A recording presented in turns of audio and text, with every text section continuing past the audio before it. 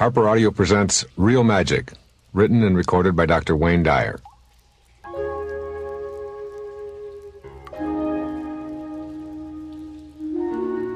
According to the illustrious magician Harry Houdini, magic is achieved through illusion.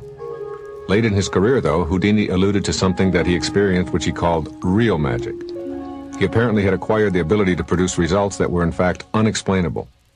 Real magic is the title of this tape because I became attracted to the paradox inherent in those two words. You, like most people, are probably convinced that if it is real, it cannot be magic, and magic, it cannot be real. However, I believe we experience real magic when we transcend the paradox.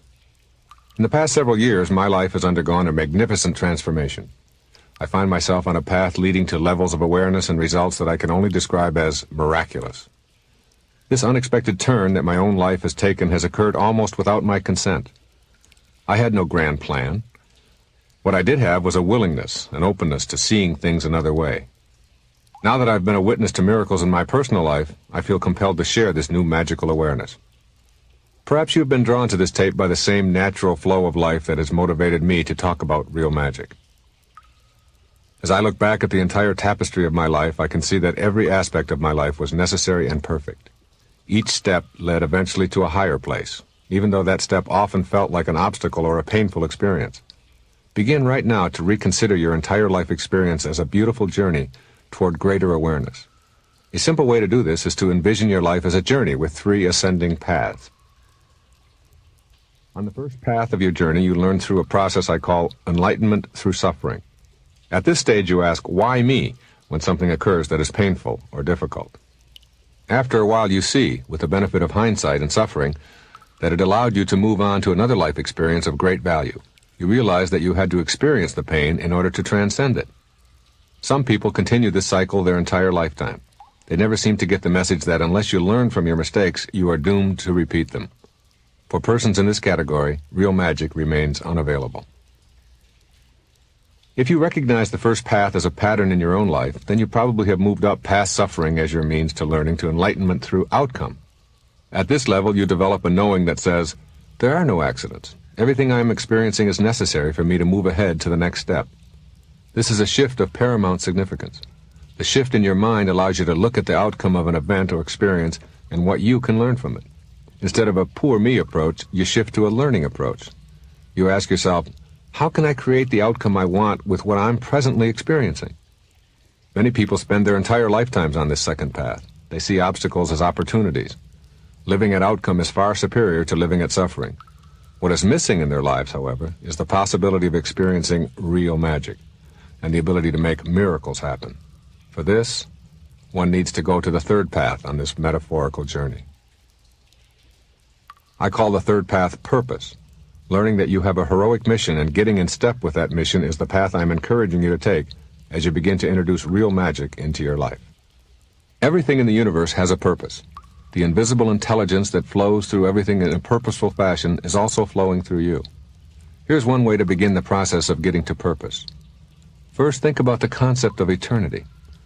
No beginning, no end, just like the concept of God or nature or the universe. Try thinking of your life as a parenthesis in eternity.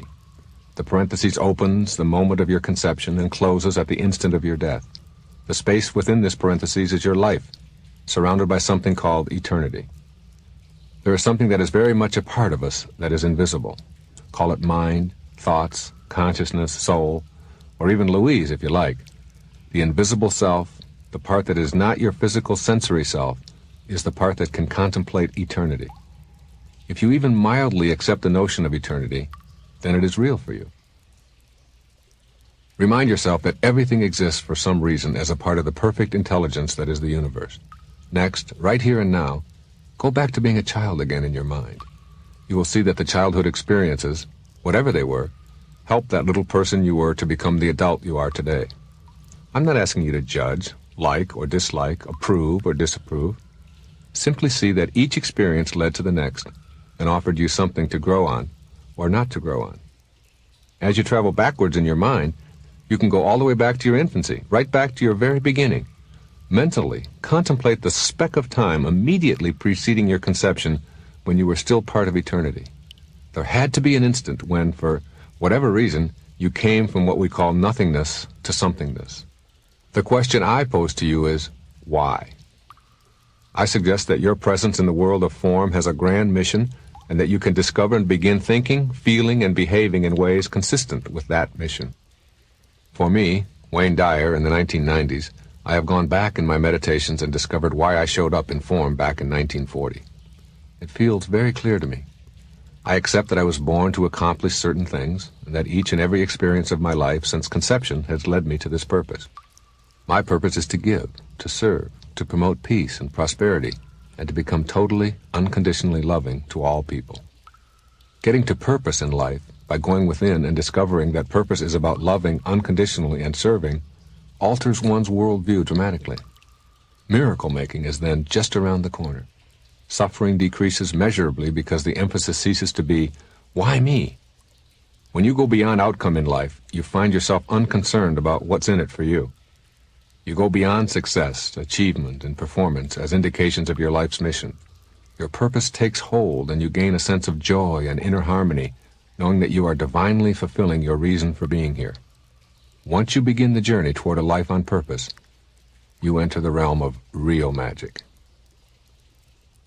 When you are on purpose, you are truly flowing with life, experiencing a kind of harmony that comes from not having to strive for something else. You sense that you're being watched over, and your actions come from this inner beatitude of rightness or centeredness. Live your life entirely on purpose and renounce any and all credit that may come your way from your actions. Be consistently aware of the need to serve God and to serve others in any and all of your actions. This is the way of the miracle worker.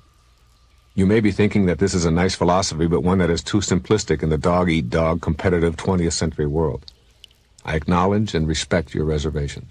In fact, I lived with similar skepticism for the larger portion of my life. I can only say that miracles and real magic began to show up in my life when I got myself to purpose. Only when I stopped being concerned about what was coming to me was I able to be in a state of grace. Get yourself aligned with your purpose. Discover the joy and peace of giving, not getting, of contributing, not acquiring. Why? Because you can't really get anything. You show up here with nothing. You leave here with nothing. All you truly can do with this life in form is to give it away. Purpose is always about giving. When you experience giving, serving, loving, and promoting harmony, you will feel the difference within yourself. As you prepare for this exploration of real magic, you may be asking, how will I do it? What if I need help? I want to help you find your answers. The ancient Zen proverb says, when the student is ready, the teacher will appear. Let's examine the 4 key words in this Zen proverb.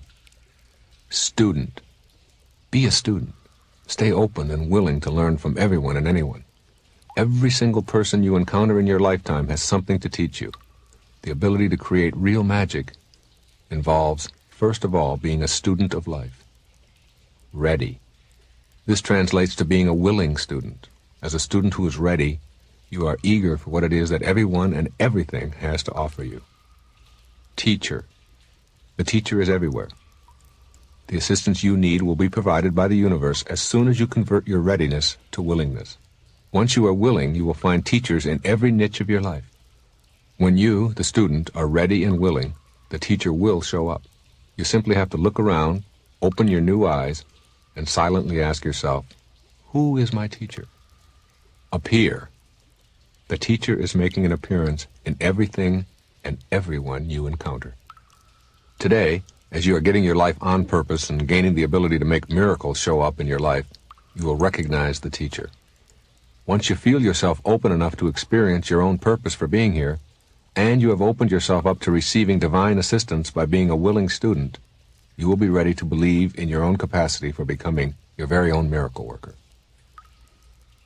When I talk about the world of real magic and miracles, I'm not referring to turning rocks into gold or raising the dead or commanding the seas to part.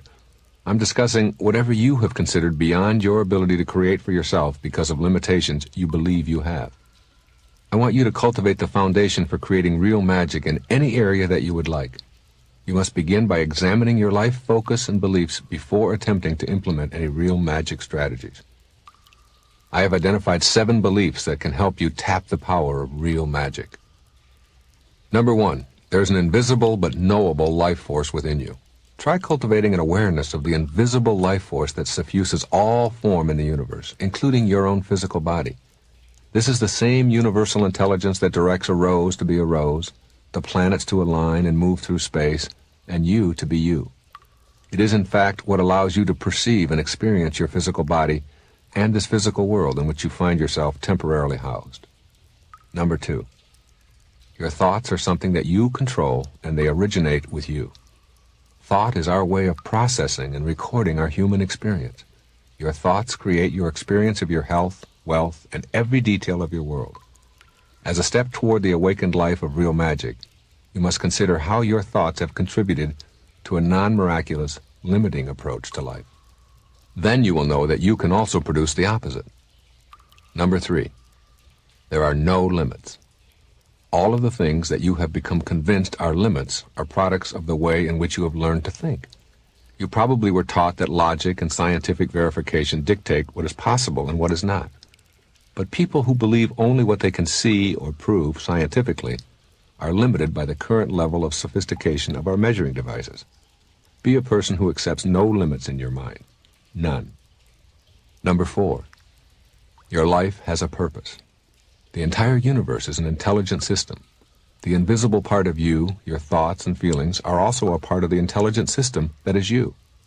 What I'm asking of you here is to simply know you have a purpose, and then you'll be on your way to being able to create a miracle of your life in any and all areas of your choosing. Number 5, you overcome weaknesses by leaving them behind. You cannot outthink your weaknesses and limitations. What you can do is leave that stage of your life behind you and walk through the gate into a new way of being.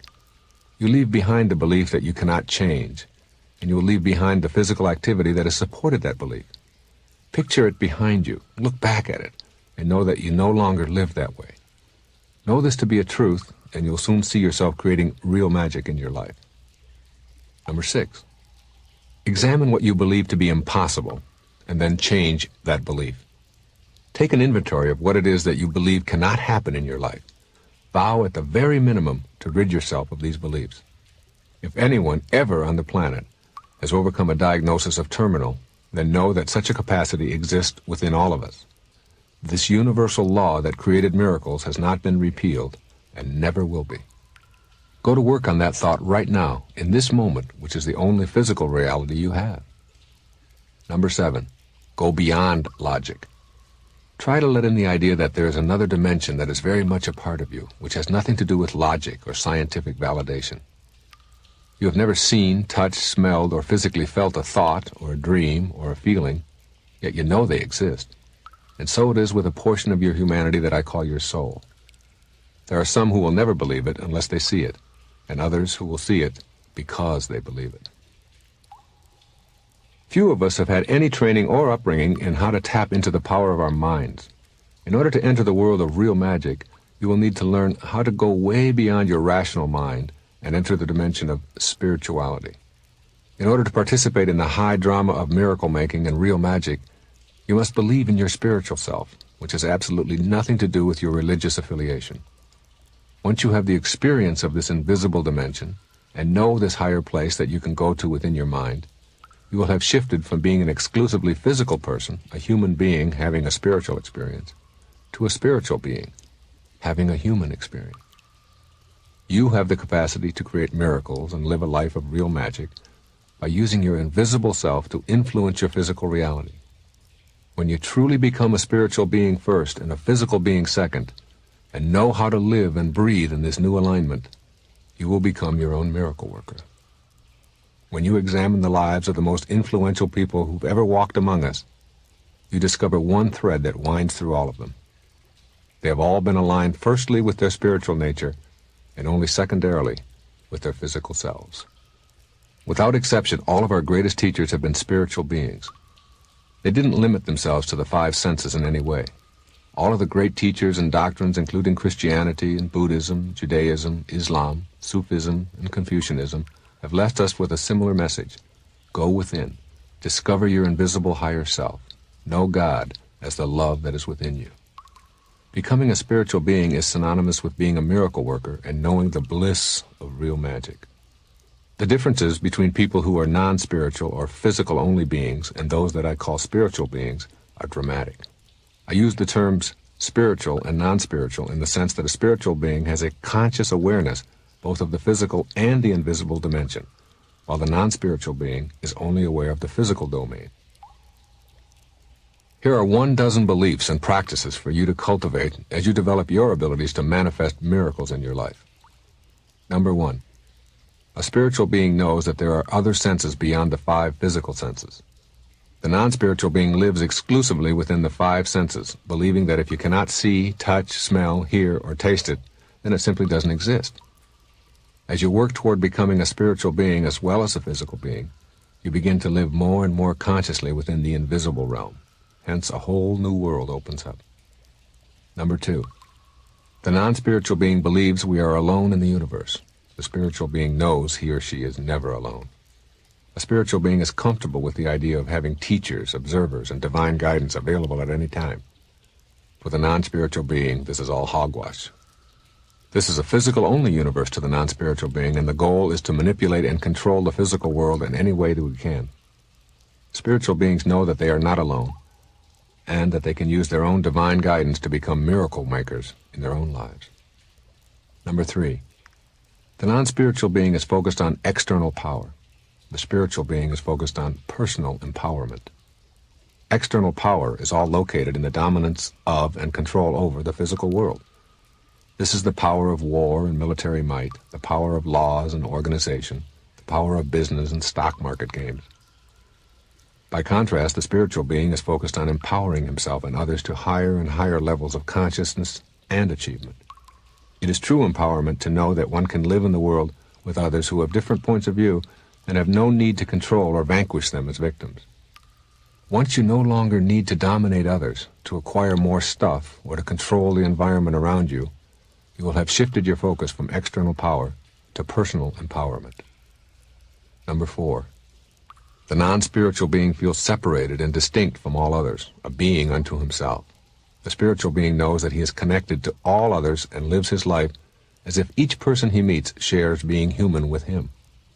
When a person feels himself to be separate from all others, he becomes more self-centered and much less concerned about the problems of others. The spiritual being knows that we are all connected and is able to see the fullness of God in each person with whom he makes contact in his life. Being connected means that the need for conflict and confrontation is eliminated. Number 5. The non-spiritual being believes exclusively in a cause-effect interpretation of life.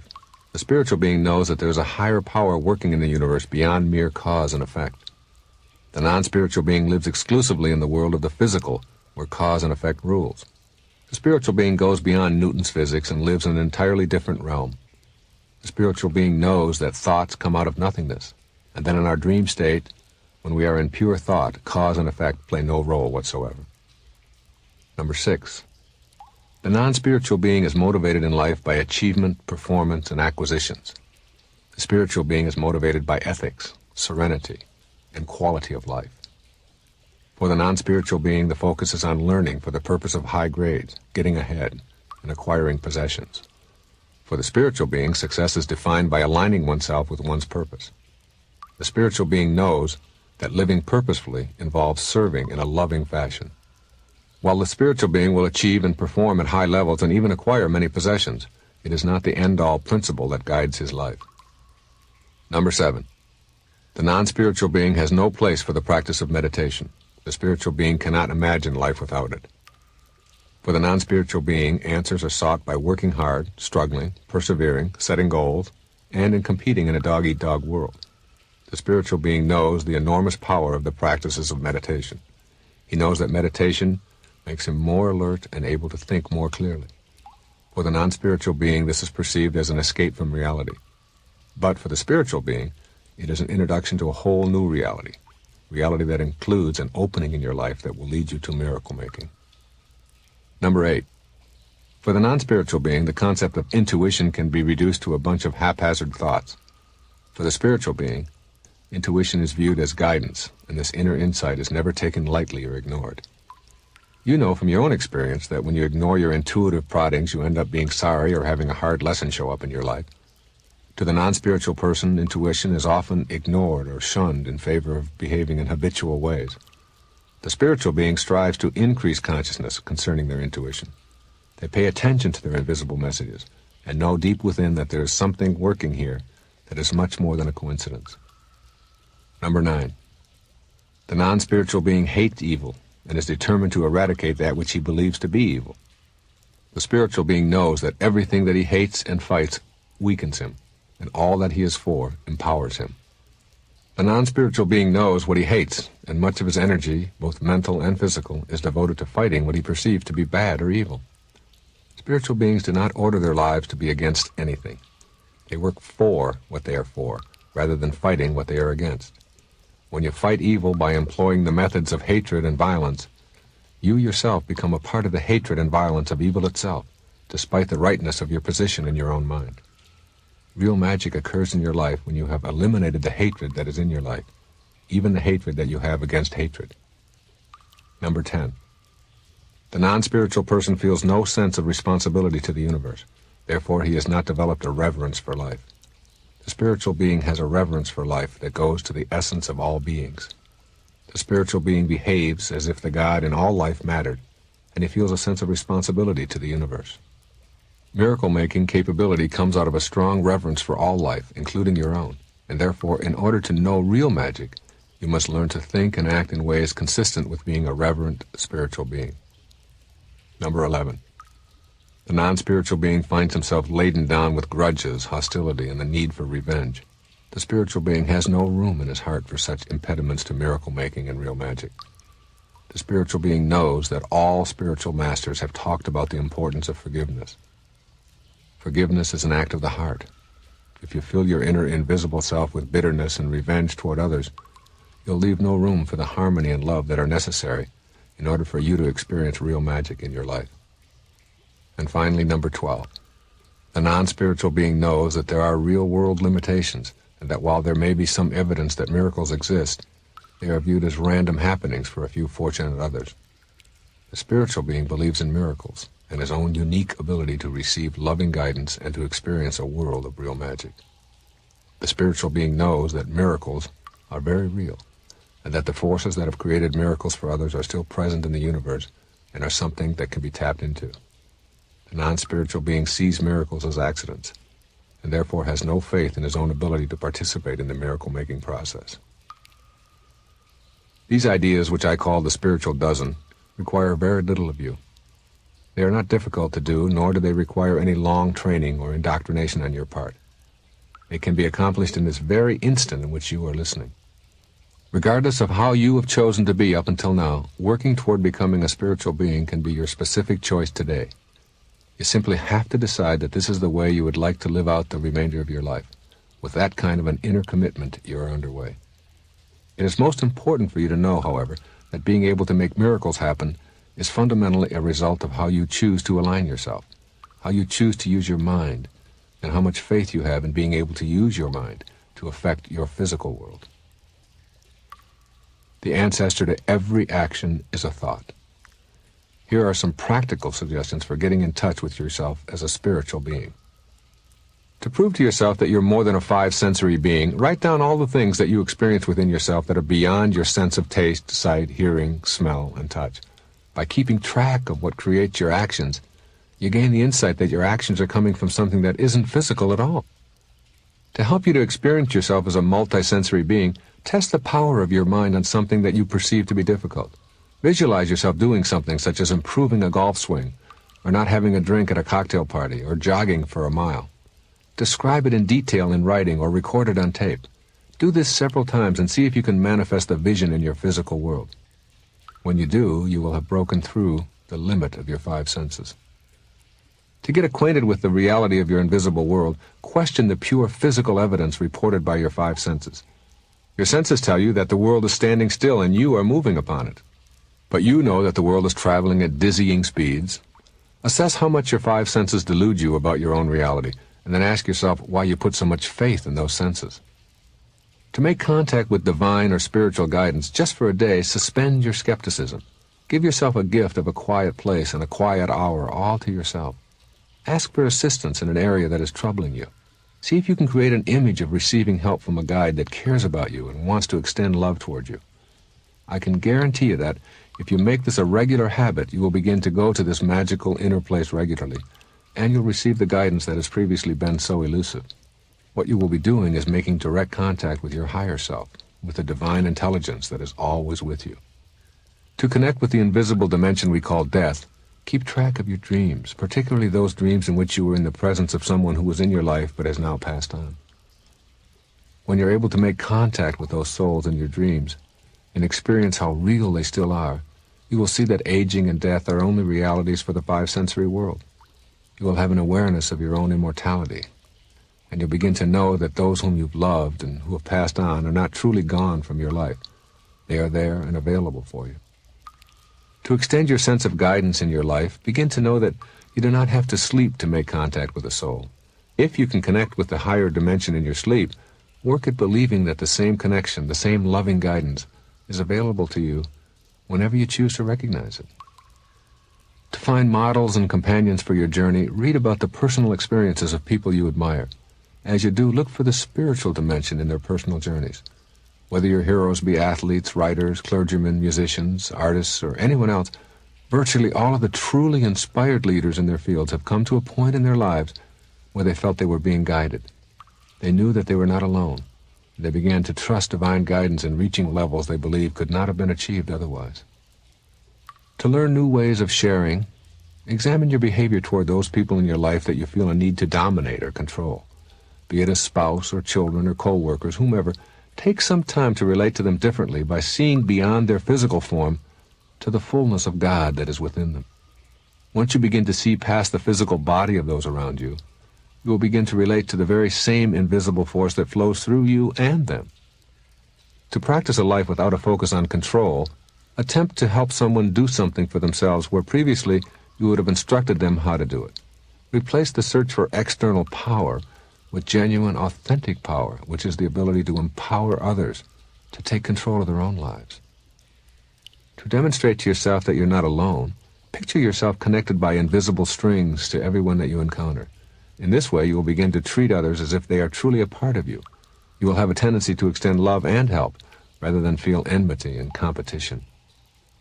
To recognize how you've been taught to hate, make a mental note of all the people whom you regard as enemies. Realize that you've been taught to hate.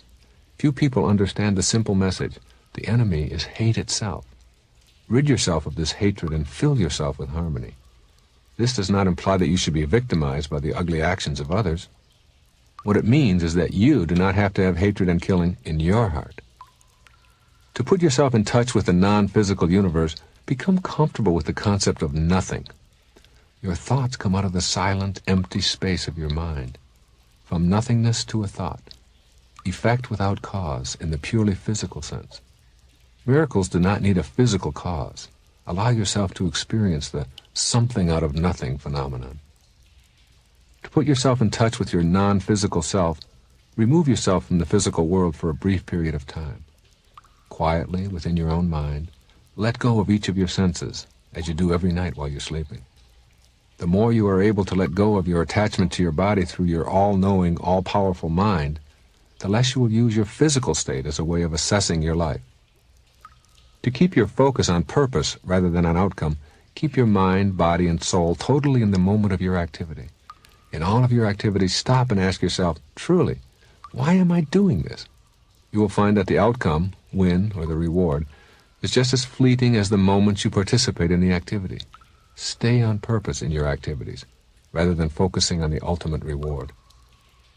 To rid yourself of a preoccupation with valueless things, rethink your attitude about your possessions. Make an inventory of everything you own. Is there anything that you would die for in that list? Now think about your values, your ideals, your loved ones, and ask yourself the very same question. You know what your priorities are. They all have to do with what you think and believe, not what you own. Stay on that purpose, and you will find yourself automatically shifting to a spiritual focus in your life. To conduct yourself on a spiritual plane, begin living one day at a time, emphasizing ethics rather than rules.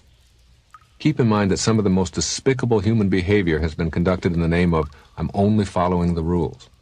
The rules or the laws told black people to sit in the back of the bus. The laws said owning a submachine gun was fine. People who live by ethics have moved away from arcane, victimizing rules. Be that kind of a person for a day. Get yourself away from the rules and live ethically. To become more peaceful with yourself and the world, give yourself a quiet time alone daily for 1 week. This is extremely important and something that you will quite likely resist. Set aside 30 minutes or so to be alone and peacefully go within and quiet your mind. If you stay with it, I absolutely, emphatically guarantee that you're going to begin to discover a part of yourself that will provide you with all of the loving guidance you need in every single area of your life. To befriend and cultivate your intuition, treat those inner proddings that crop up in your mind as welcome guests instead of labeling them as nothing but random hunches.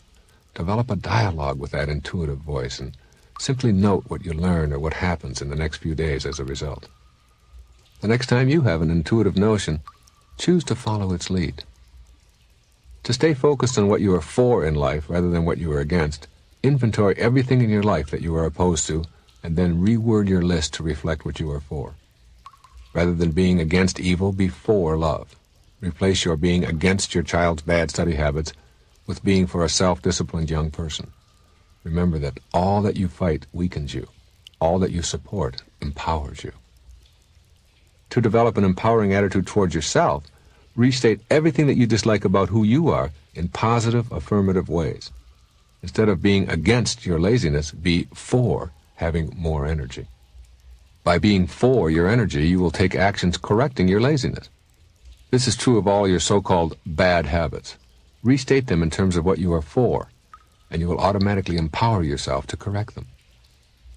Spend some time every day in awe, in total, complete awe. Be thankful for your liver, your hands, your invisible, incomprehensibly awesome mind. Treat all of life with reverence and awe, and know that it is all working purposefully. A few minutes a day in total awe will contribute to your spiritual awakening faster than any metaphysics course you could take. To move past anger and bitterness in your mind, isolate one person whom you feel has wronged you at some time in your life. Now, just for a few moments, instead of feeling the hate and bitterness you feel, try to imagine yourself sending them love. When you're able to send them love instead of hate, you will not only be healing yourself, you'll be on your way to becoming a spiritual being. Remember the sage words of Buddha. You will not be punished for your anger. You will be punished by your anger. The final task on the journey to experience real magic is to set your mind, that is your invisible self, on the path of miraculous living. What follows is a guide for shifting your mindset to experiencing a world where real magic is not only possible, but it's your birthright. With this shift, miracle making will become something you not only believe in, but that you manifest in your everyday life. Number 1, reserve your judgment and your disbelief. I encourage you to cultivate a new, self-declared openness to anything and everything being a possibility for you. Having an open mind and suspending your disbelief allows you to experience new vistas, while your closed mind keeps you trapped in your old ways of thinking and seeing. Real magic is only available to those who can imagine any and all possibilities, while letting the how it will happen take care of itself. Here's a suggestion for implementing this. Practice inner affirmations, giving yourself permission to adopt new ideas. I will keep an open mind. I refuse to judge anyone or any idea. I will act on my new openness rather than my old skepticism. 2, create a real magic zone in your mind. Make this a very private part of your life. Reserve a small piece of your consciousness exclusively for this. I've been able to manifest what constitutes miracles for myself by having this very private zone all to myself. It was once while I was in a shower quietly meditating that I considered being completely alcohol-free. I asked myself, or my guide, whom I call Icus, can I give up alcohol beginning January 1st of next year? The answer was crystal clear. Just don't take a drink today and ask again tomorrow. Just today. You don't have to look any further. And from that moment on, I have been completely alcohol-free. I recommend that you reserve your own invisible and formless zone in your own mind. Retreat there often to ask for the loving guidance, and the guidance will be there. Here's a suggestion for implementing this mindset.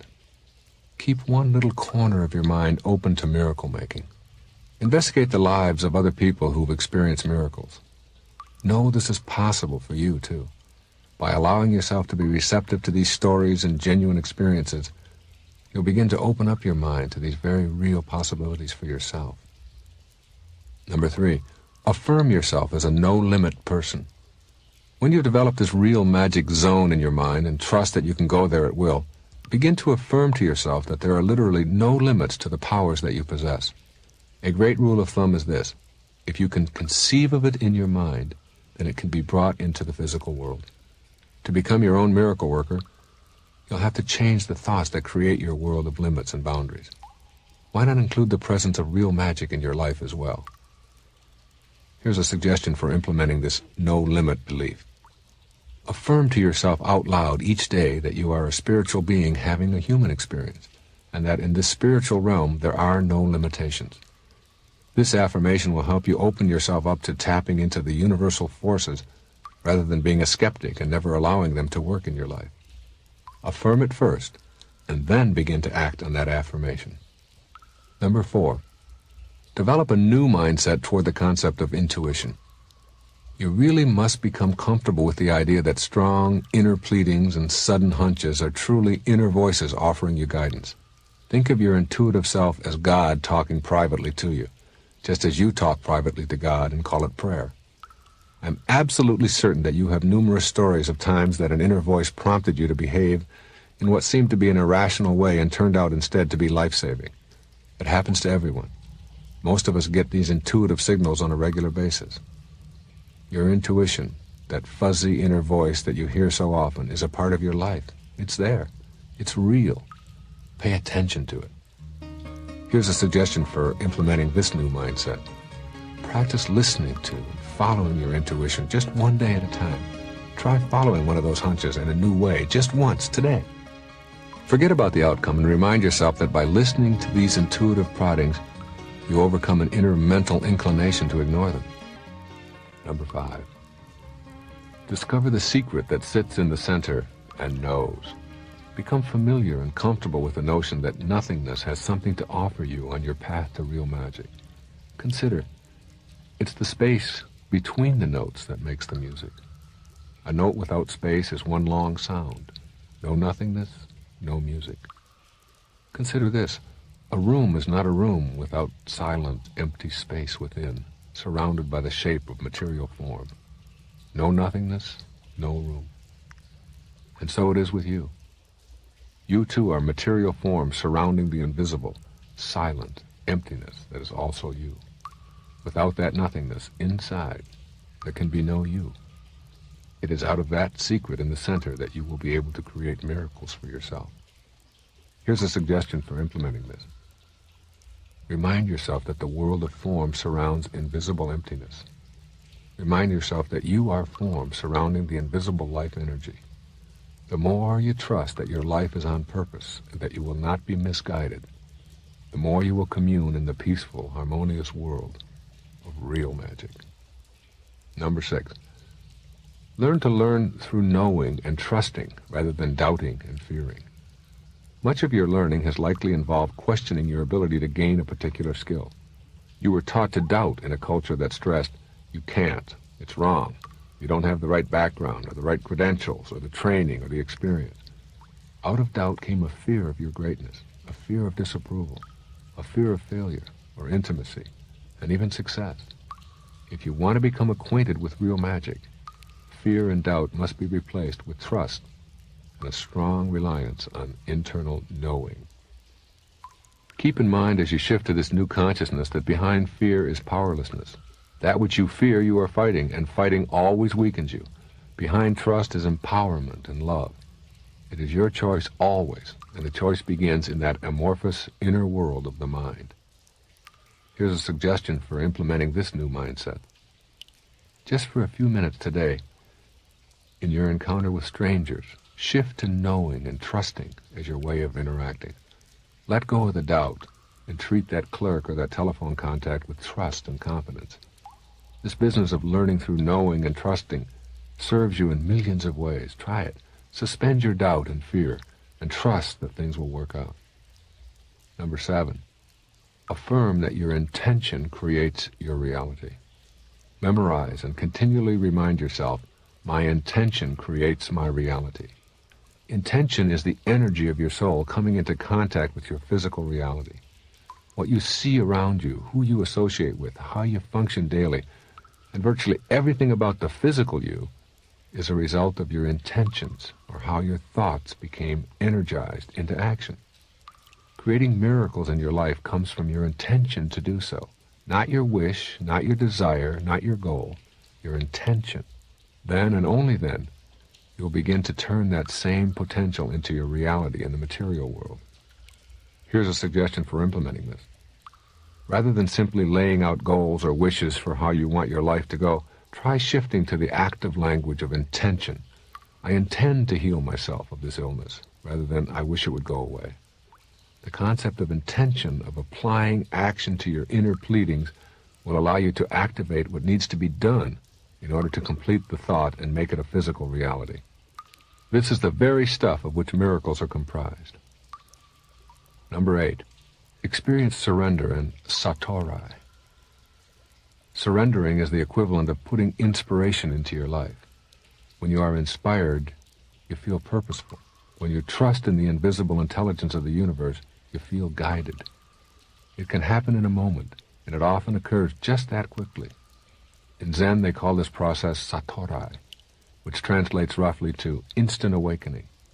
This feeling of satori is a result of an inner decision to be at harmony with yourself and your physical world. It's really a decision to surrender. You can very likely look back to some significant positive shifts in your own life and realize you experienced a moment of awakening. This is the surrender moment called satori. Satori is available to you every moment of your life. It can only come if you have an openness to it and if you're willing to surrender. Just simply trust. Become still and then listen to your own mind. Be guided by an awakened attitude of surrender. The rest will happen as you see the light or experience the glorious feeling of satori. Here's a suggestion for implementing this. Think of the habits that have plagued you for a long time. Determine to go through the gate and change unwanted habits one day at a time. Recall the wisdom of satori. Surrender to a new consciousness, a thought that whispers, I can do this thing in this moment. You've awakened just for this moment. Now go to the next moment with this same surrender, not thinking about tomorrow or anything in the future. This is how you go about making those seemingly difficult changes, one step at a time with an inner grace that allows you to surrender and stop the fighting. Number 9, learn to act as if the life you visualize is already here. Act as if that which you perceive in your mind is already here in the physical world. You create your thoughts create your intentions create your reality. Consequently, you must begin to ignore your own doubt about the importance of your inner world and start acting as if the images you desire are already your reality. Here's a suggestion for implementing this new mindset. If you want to achieve something that has always eluded you, act as if it is already here for this day only. If you've always wanted to be in excellent physical shape, but have never achieved it, act as if today you are a perfect physical specimen. Walk instead of driving to the store. Eat properly. Exercise in the privacy of your bedroom. This is the avenue of miracle making. If you want to be confident but don't normally act that way, today, just this once, act in the physical world the way that you believe a confident person would. This is how miracle-minded people really act in their lives. Try it. Number 10, live according to your spiritual self first and your physical self second. In developing your mindset for real magic, you must begin the process of living primarily according to your spiritual self. Miracles will only occur if the choices you are making are in concert with your spiritual self. Your first responsibility is to your spiritual side.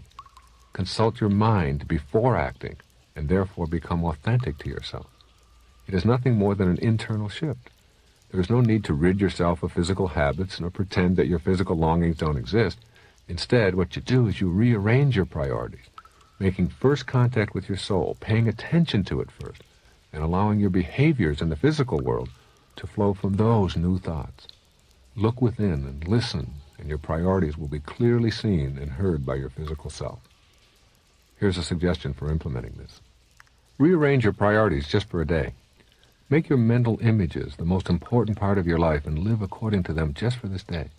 See yourself having a pleasant, lovely evening with your spouse or your loved one. Don't let this picture go. This is in alignment with your spiritual self first. It's all still an invisible thought. Now act that thought out exactly in the manner which you first created it in your mind. By aligning yourself here first and keeping that priority uppermost in your mind, you'll soon see how easy it is to keep that alignment operating throughout your daily life.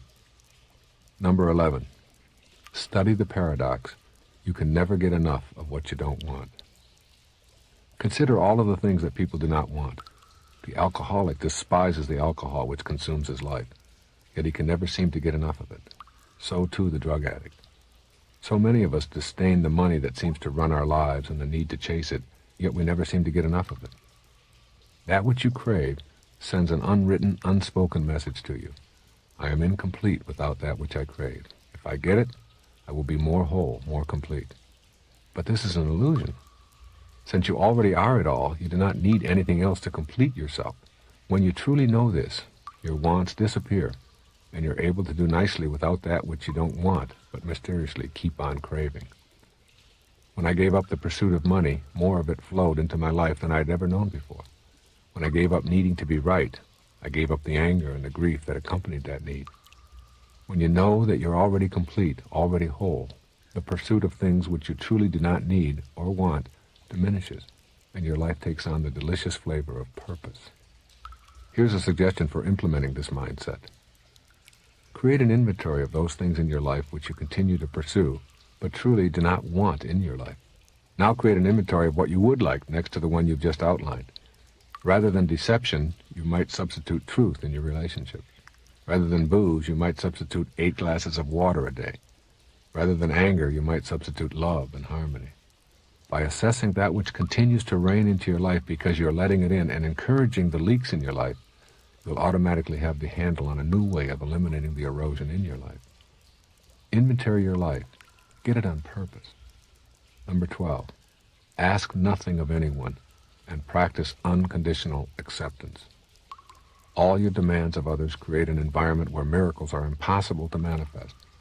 You must be empty of judgment and demand in order to experience real magic in your life. Asking nothing of anyone gives you a true sense of freedom. Whenever you're about to be upset or angry at someone, stop yourself with this statement: they owe me nothing. I expect nothing of them. I'll just accept them where they are right now. You'll find that 2 days of practicing this attitude will convert you quite nicely, particularly if you practice this with the person to whom you are the closest. For me, it's my wife. When I remind myself that she owes me nothing, that she is a loving presence in my life with no obligations to me, then I have to be accepting of her unconditionally. Notice I didn't say that I had to agree with her 100% of the time. I simply remind myself to demand nothing and to accept her unconditionally. Her presence in my life is a gift to me. We are totally responsible, exclusively for our own souls. When I remember that, my wife and I have a beautiful spiritual partnership that is joyous. When I forget it, as I do occasionally, we have stress and unpleasantness, and real magic is impossible. Life is what it is. It's no more and it's no less. Ask nothing of it. Come alive in your mind to the point of demanding nothing of anyone, or even of life itself. See the divineness in all of the people you encounter. Accept that, and you will be in the inner frame of mind for creating real magic. Here's a method of implementing this. Give yourself a day to ask nothing of anyone. Your spouse, your children, your co-workers, everyone that you encounter just today, decide to give to instead of taking from. You will soon see the less you expect from others, the less demanding you are that they serve you, and the more will come your way. Just give love and unconditional acceptance to those you encounter and notice what happens. How can you be angry or hurt when you have no expectations? Number 13. Begin to develop authentic power for yourself. To be authentically powerful, your power must not reside in how others react to you, nor exclusively in your physical strength or appearance. Authentic power is not located in the physical body because of the inevitable changes that transpire in the material world. Authentic empowerment is found on the path of alignment with your soul's purpose.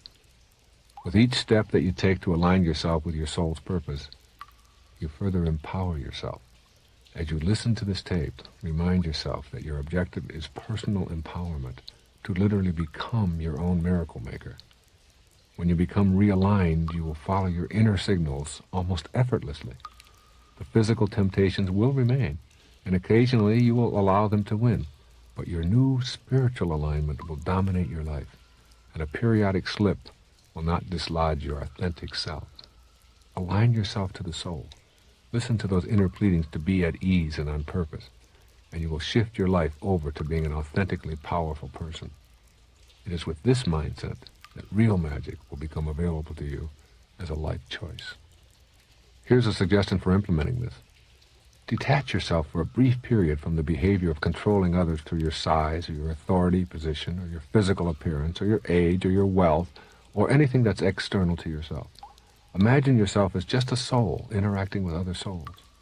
Truly treat others as if the fullness of God resided within them and that all manner of physical world attributes are non-existent. Give this a try for a day or two. See how much authentic power you truly possess. All of your physical attributes will someday disintegrate, as does everything in the world of form. Know this, and live today as if it has already happened. I often do this with my little children. I imagine myself without my adult-sized body and all of the power that goes with being grown up. I try to relate to them for a period of time, say on the way to school, as if we were all without bodies and only our thoughts and souls were present in the car. I see how empowering this is to them and to me. I listen to them rather than giving them orders. They see me as a loving guide rather than a big person father who can make them do what I want them to do.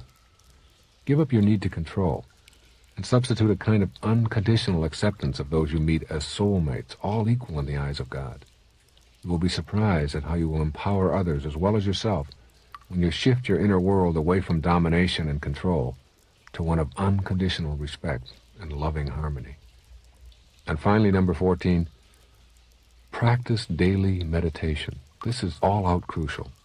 Learn how to meditate and make meditation an integral part of your daily life.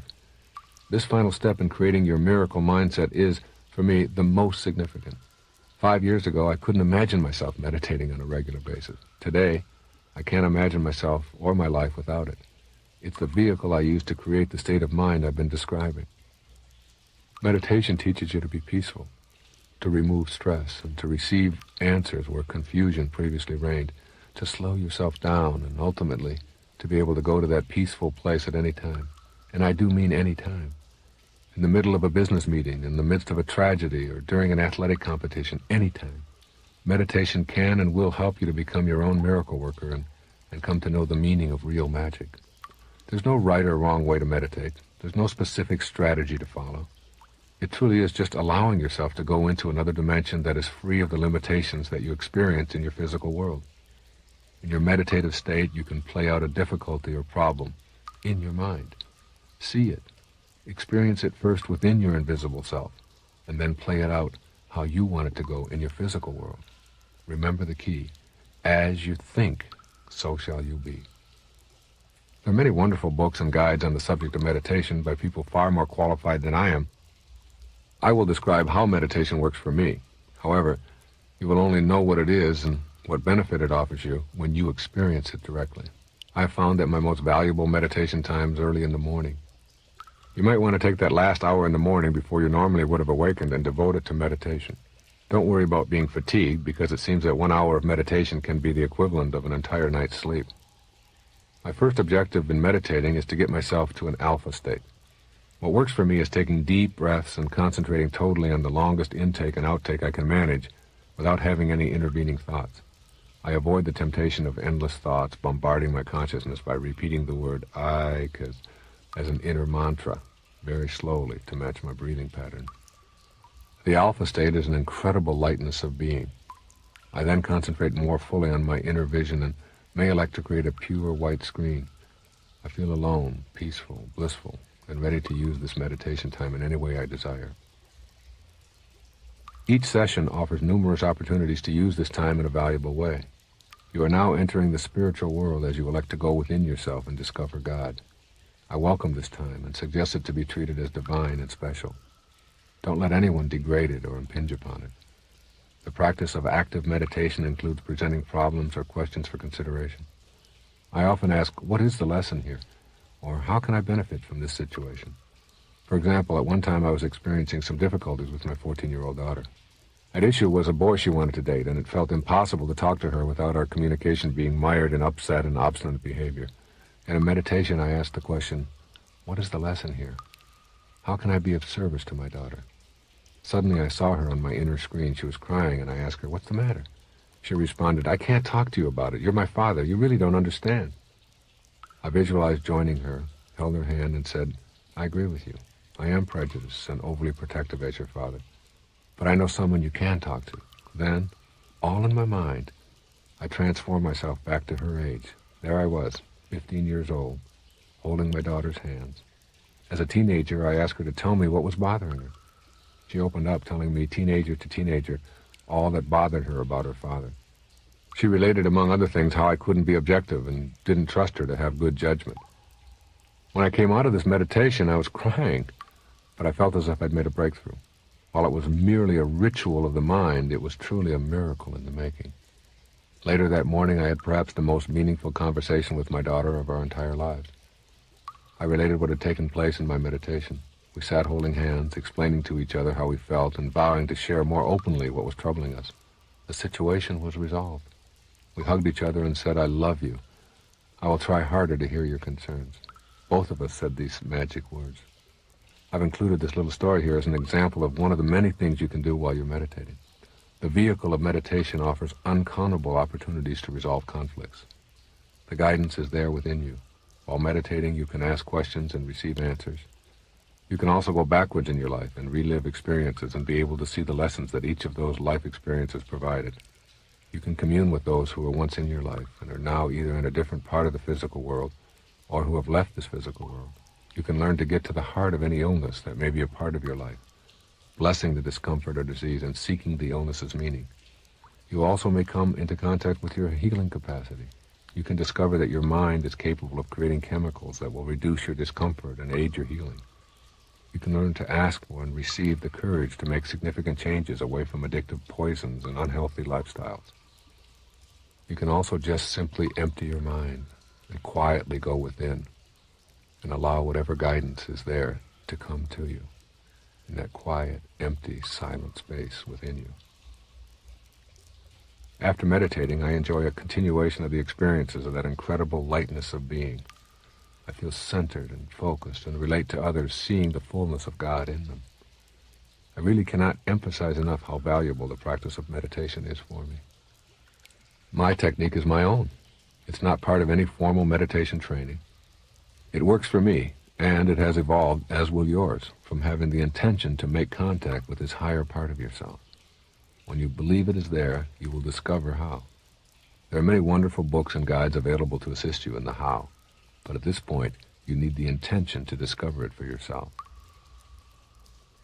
When you have committed yourself to achieving your miracle mindset, you may find the following checklist helpful.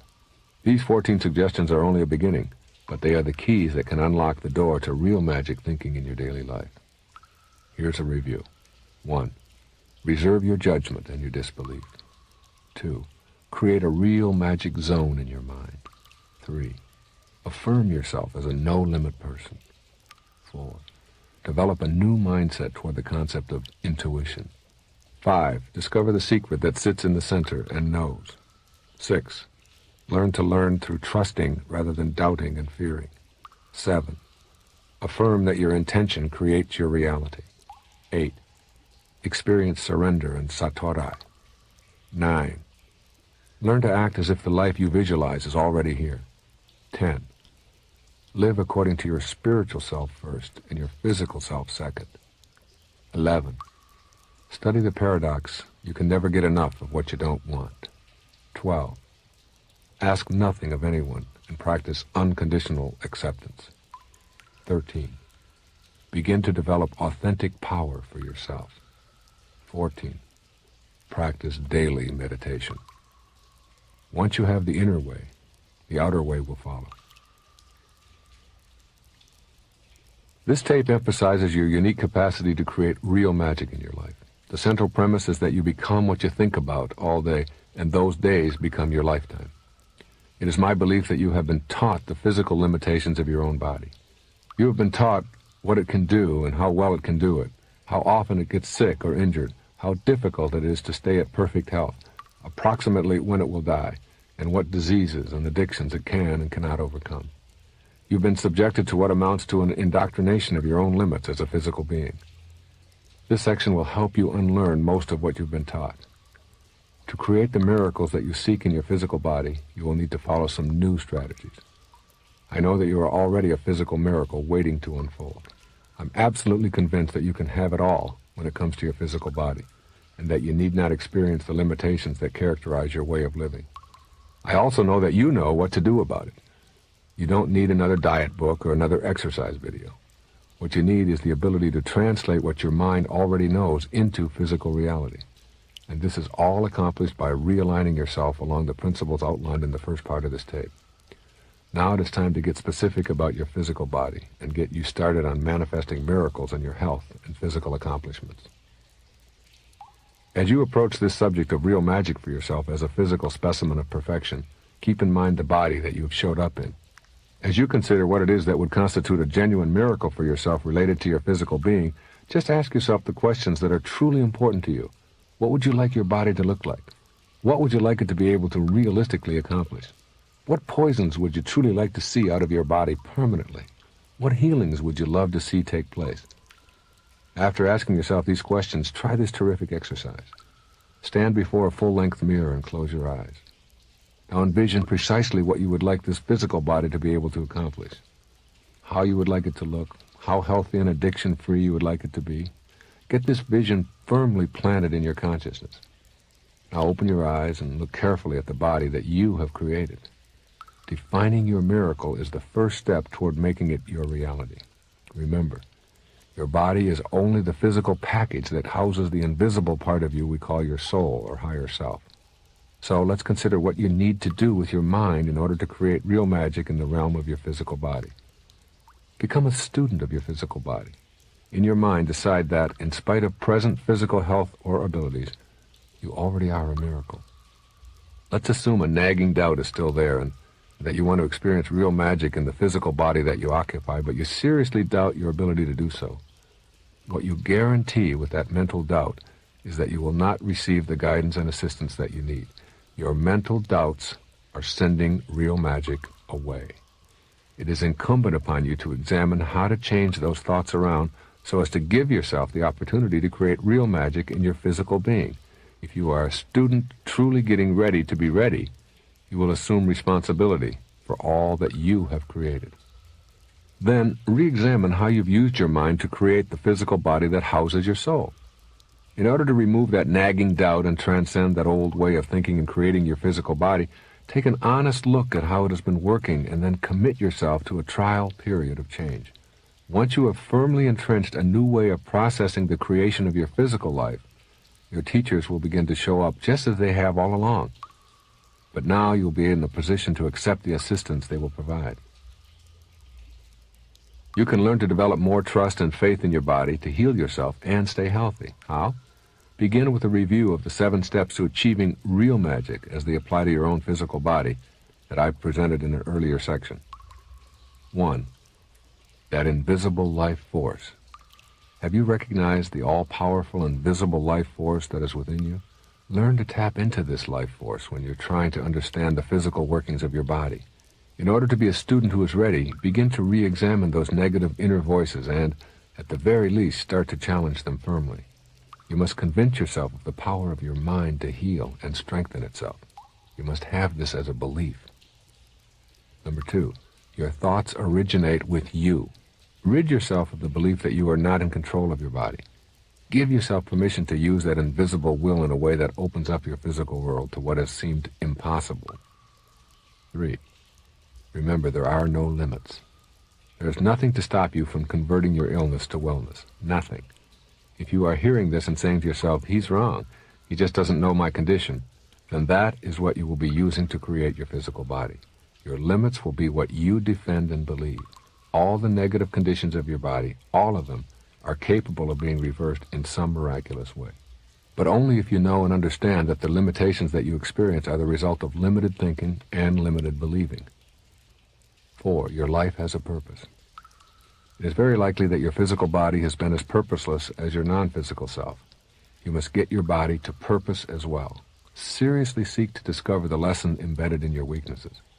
You can then switch from focusing on suffering to learning what you can from your illnesses, the accidents, or your addictions. First comes suffering, second is outcome, and third is purpose.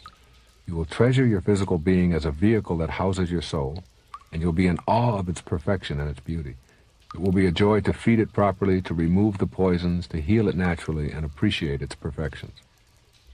Number 5. You overcome weakness by leaving it behind. Learn to practice leaving self-defeating habits behind you, rather than trying to outthink or outmanipulate them. When you leave your old ways of thinking behind, your old ways of being remain back there as well. I was shocked at how easily I quit nicotine and caffeine, when I knew unconditionally that I no longer wanted those poisons in my body, and when I believed that quitting didn't have to be difficult, I was easily freed from those substances. Number 6. Examine what you believe to be impossible and then change your beliefs.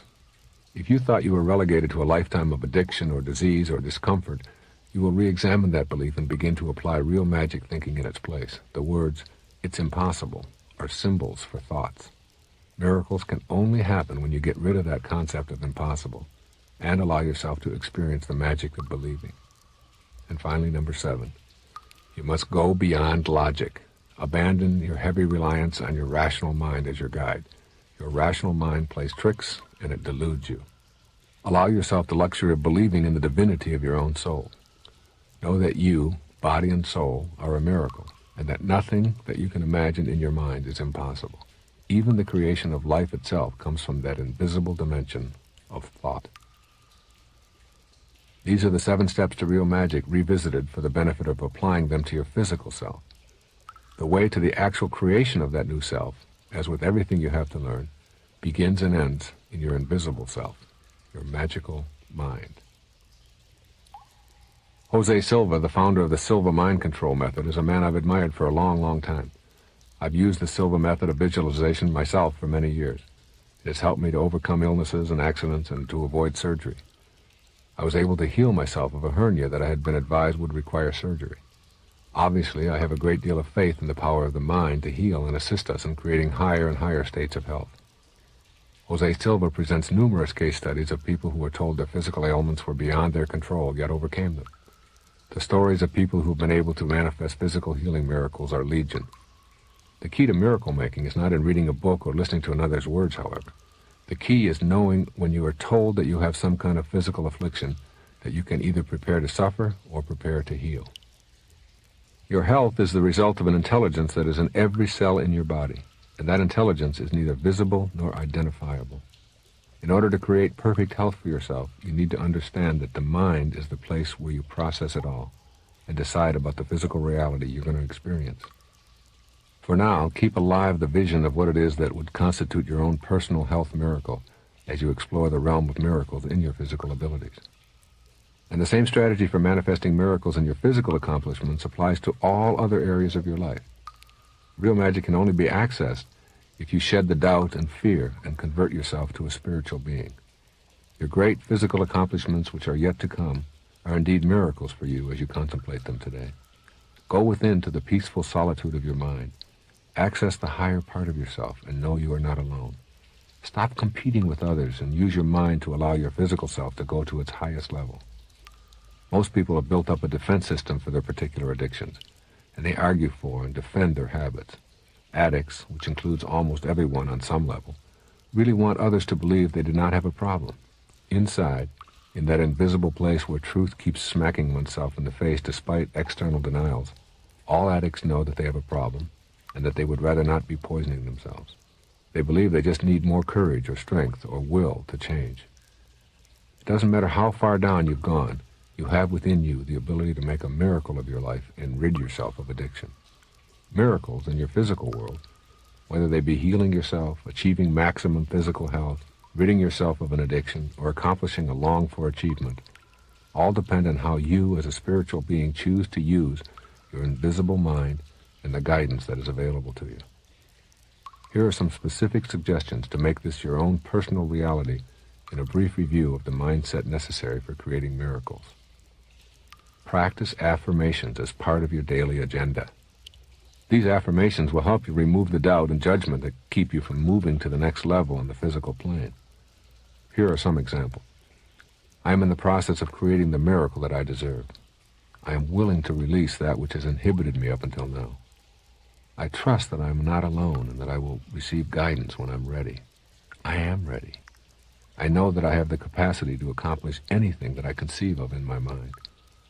I am willing to do what it takes to make my dream a reality. Use these and any others you can write for yourself. When said aloud and repeatedly, they will help you dislodge your disbelief. Listen carefully to your body and all that it is telling you. This is your private, real magic zone that you needn't share with anyone else. Simply listen and take notice of what you're hearing. Before long, you will get the message your body's been delivering to you. Exercise me. I hate sitting around and getting flabby. Pay attention. Stop putting so much food into me. I hate sugar, and that's why I give you headaches when you feed it to me. Listen to your body, and it will tell you exactly what you need to know. Every cell in your body has infinite, universal intelligence within it. Nurture that intelligence. Revere it. Miracles will be your reward. Redefine yourself as a no-limit person. Practice new areas of activity. Note what it is you absolutely were certain you could not accomplish just 1 year ago. Choose one limitation and literally see yourself in your mind going past it one day at a time. You will be amazed at the results which started with a thought. Shift to intention. Reaffirm your intention to make yourself healthy. I am healthy and capable of achieving what I set out to do. I will heal myself. I am not smoking today. This is my intention. My wife Marcy does this with amazing results. She was once diagnosed with a nodule on her thyroid which 3 doctors said required surgery. Her response, an intention. I will shrink that nodule and remove it from my body. Not a wish. Nothing could dissuade her. A simple intention that was followed by her putting those intentions into action. She spent a week at an Ayurvedic health center with Dr. Deepak Chopra, learning about diet and how it affects the thyroid. Her nodule is now almost gone. Her doctors are still expressing disbelief at this miracle. It all came about because Marcy's inner voices told her how to proceed in her treatment. Trust inner hunches and intuitions concerning your physical body. Pay attention to whatever seems to be a forceful, dramatic inclination within you. Listen and follow those inner dictates. Your inner voices will tell you what to avoid and who to seek out and what to read and whom to trust and what to eat and when to exercise and when to rest. Everything. You will find yourself experiencing the miracles I am talking about. Begin to trust the secret that sits in the center and knows. Though you may not yet have accessed your highest self, it is a part of you. Trust in the silent, invisible intelligence that flows through your form. After every meditation, I always feel I can accomplish anything, and I'm filled with enormous love and awe for everything I encounter in the physical universe. I am in awe of being alive, and I want to treat my body well. Since I've been meditating, I have reduced my body fat considerably and returned to the weight I was when I graduated from high school in 1958. I feel free from disease and addictive substances, and I find myself accomplishing more than ever before. You must go within and make contact, and then all else will fall into place automatically.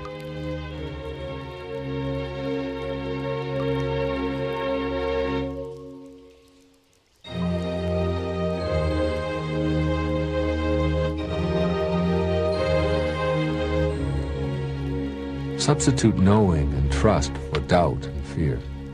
In everything you examine in your physical life and all you would like to see happen for you, replace doubt and fear with knowing and trust. Look at the lives of the knowers. The knowers are out there making a difference in their lives, exercising, being healthy, and shocking the world with their grand accomplishments. The doubters generally are sitting around behaving in their accustomed role of critic. Experience that satora in your body. Instant awakening is available. Once you know within that you're on the right path, you'll find yourself in possession of the will and the strength you need. Be open to the possibilities of it happening in any moment. Satora, instant awakening. It happens first in your mind. and then you carry it out with the ease and whatever physical activity you need to manifest. Miracles come in moments. Be ready. Be willing. Behave in your body as if it is already what you want it to be. That's right. Fake it if you have to. If you see yourself in your mind as svelte and capable of new and dramatic accomplishments, then act right now as if that is your reality. The more you treat yourself to this kind of belief, the quicker your body will react to the image. Get a picture of yourself looking the way you want to look, acting the way you want to act. And soon that picture will become your reality.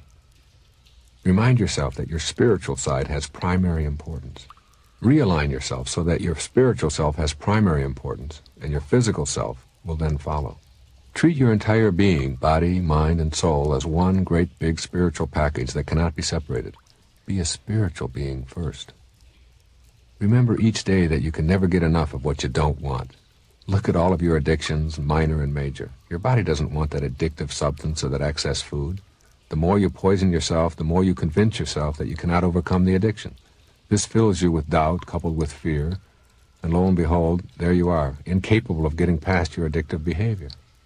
It is time to stop pursuing what you don't want and to get on to what you do want.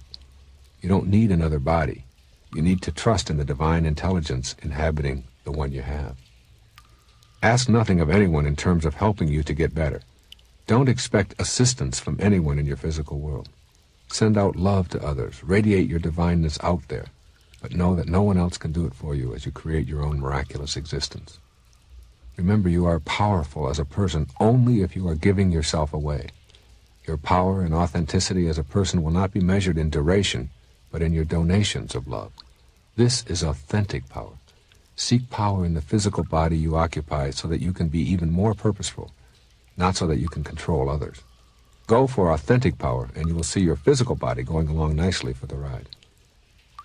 And meditate daily. Finally, and most importantly, meditate every day or as often as possible. Accustom yourself to going within and seeing your physical self accomplishing all you know will constitute a miracle for you. When you create the picture in your mind and know it there through meditation, it will come about in the physical domain as well. There it is, the world of real magic for you in your physical body.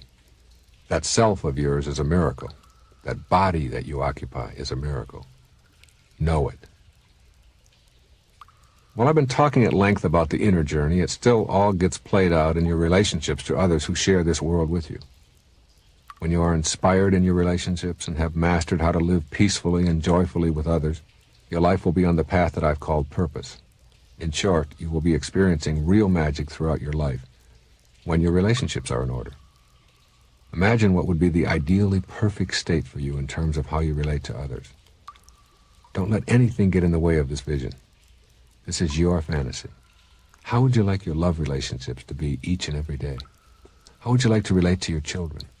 How about your relationships to friends and acquaintances? And what about your relationships to everyone else in the world?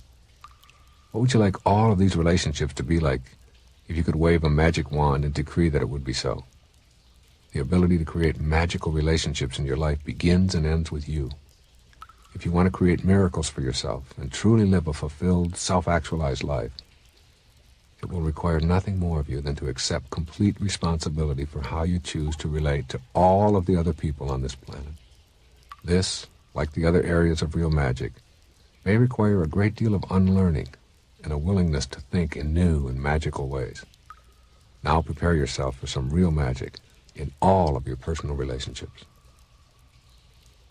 In order to manifest miracles in your relationships in all areas of your life, you must redefine who you are. As you know, I'm asking you to define yourself as a spiritual being having a human experience, rather than the other way around. Your relationships are all in how you think about the other people in your life. Your experience of all of these people is only in your mind. Your feelings about your lovers come from your thoughts. They may in fact behave in ways that you find offensive. However, your relationship to them, when they behave offensively, is not determined by their behavior. It is only determined by how you choose to relate to that behavior. Their actions are theirs. You cannot own them. You cannot be them. You can only process them with your mind. You are a physical being and an invisible being to yourself, but only a thought to everyone else you encounter in your life. You are thought. They are thoughts to you, and that is where your relationships are located, in your invisible self, which has no boundaries, no limits, nothing to keep you from experiencing bliss in your relationships to others, other than how you use those thoughts. So now it's time for you to ask yourself the all-important question, what do you think about those people with whom you are in a relationship? Remember, what you think about is what expands, and your thoughts originate with you. If you're thinking about what is missing in the person you love, that will be your experience of that person and will define your relationship. You will get stuck in a mode of dislike and unpleasantness. When someone behaves in a certain way, do you process that behavior negatively by saying to yourself, I hate it when she does that? A negative response to the person with whom you're in a relationship only results in more unpleasantness and negativity. Because you can only act upon what you think about, negativity is all that you have available to act upon. Rather than processing another person's behavior in the judgmental way I've just described, you have the option to process their behavior in other ways. You could say, she's on her own path, and right now that is how she must react, but there are so many other qualities I love about her. This may seem like a Pollyanna method for relating to others, and it may even appear to be dishonest at first, since these don't reflect your true feelings. But real magic in relationships means an absence of judgment of others. You really do not define others with your judgments. What you are doing is defining yourself as someone who needs to judge. What you want to do is work hard at creating the exact thoughts in your mind toward others that will match up with the kind of relationships you wish to have. Just as you become what you think about all day long, so too do your relationships become what you think about. Your life and all of the relationships within it are all purposeful. Generally speaking, the quality of our lives is pretty much related to the quality of our relationship to the people in our lives. And, to add a piece to the equation, our relationships reflect how we relate to ourselves. That's right, to ourselves. When you cultivate the awareness of your body, mind, and soul as one, and experience unity within yourself, you are then ready to share this sense of wholeness and holiness with others, and this is where your relationships come in. When you have love for yourself, that is what you have to give away. What is inside you gets there by way of your thoughts. If you harbor hate, hate is what you give away. If you harbor self-contempt, contempt is what you give away. If you harbor love and compassion is what you give away. Your relationships travel the same course you do. If you learn through suffering and questioning why things were not working out, as I discussed earlier, then your relationships also suffered. If you followed the path of outcomes and began to see that there were lessons to learn in life, then your relationships also reflected this pattern. And if you've gone to purpose and have your life on purpose, your relationships will also reflect this position in your life. Remember, purpose is about giving. Let's take a look at the core ingredient of a relationship that is on purpose, and then examine some specific methods for getting there.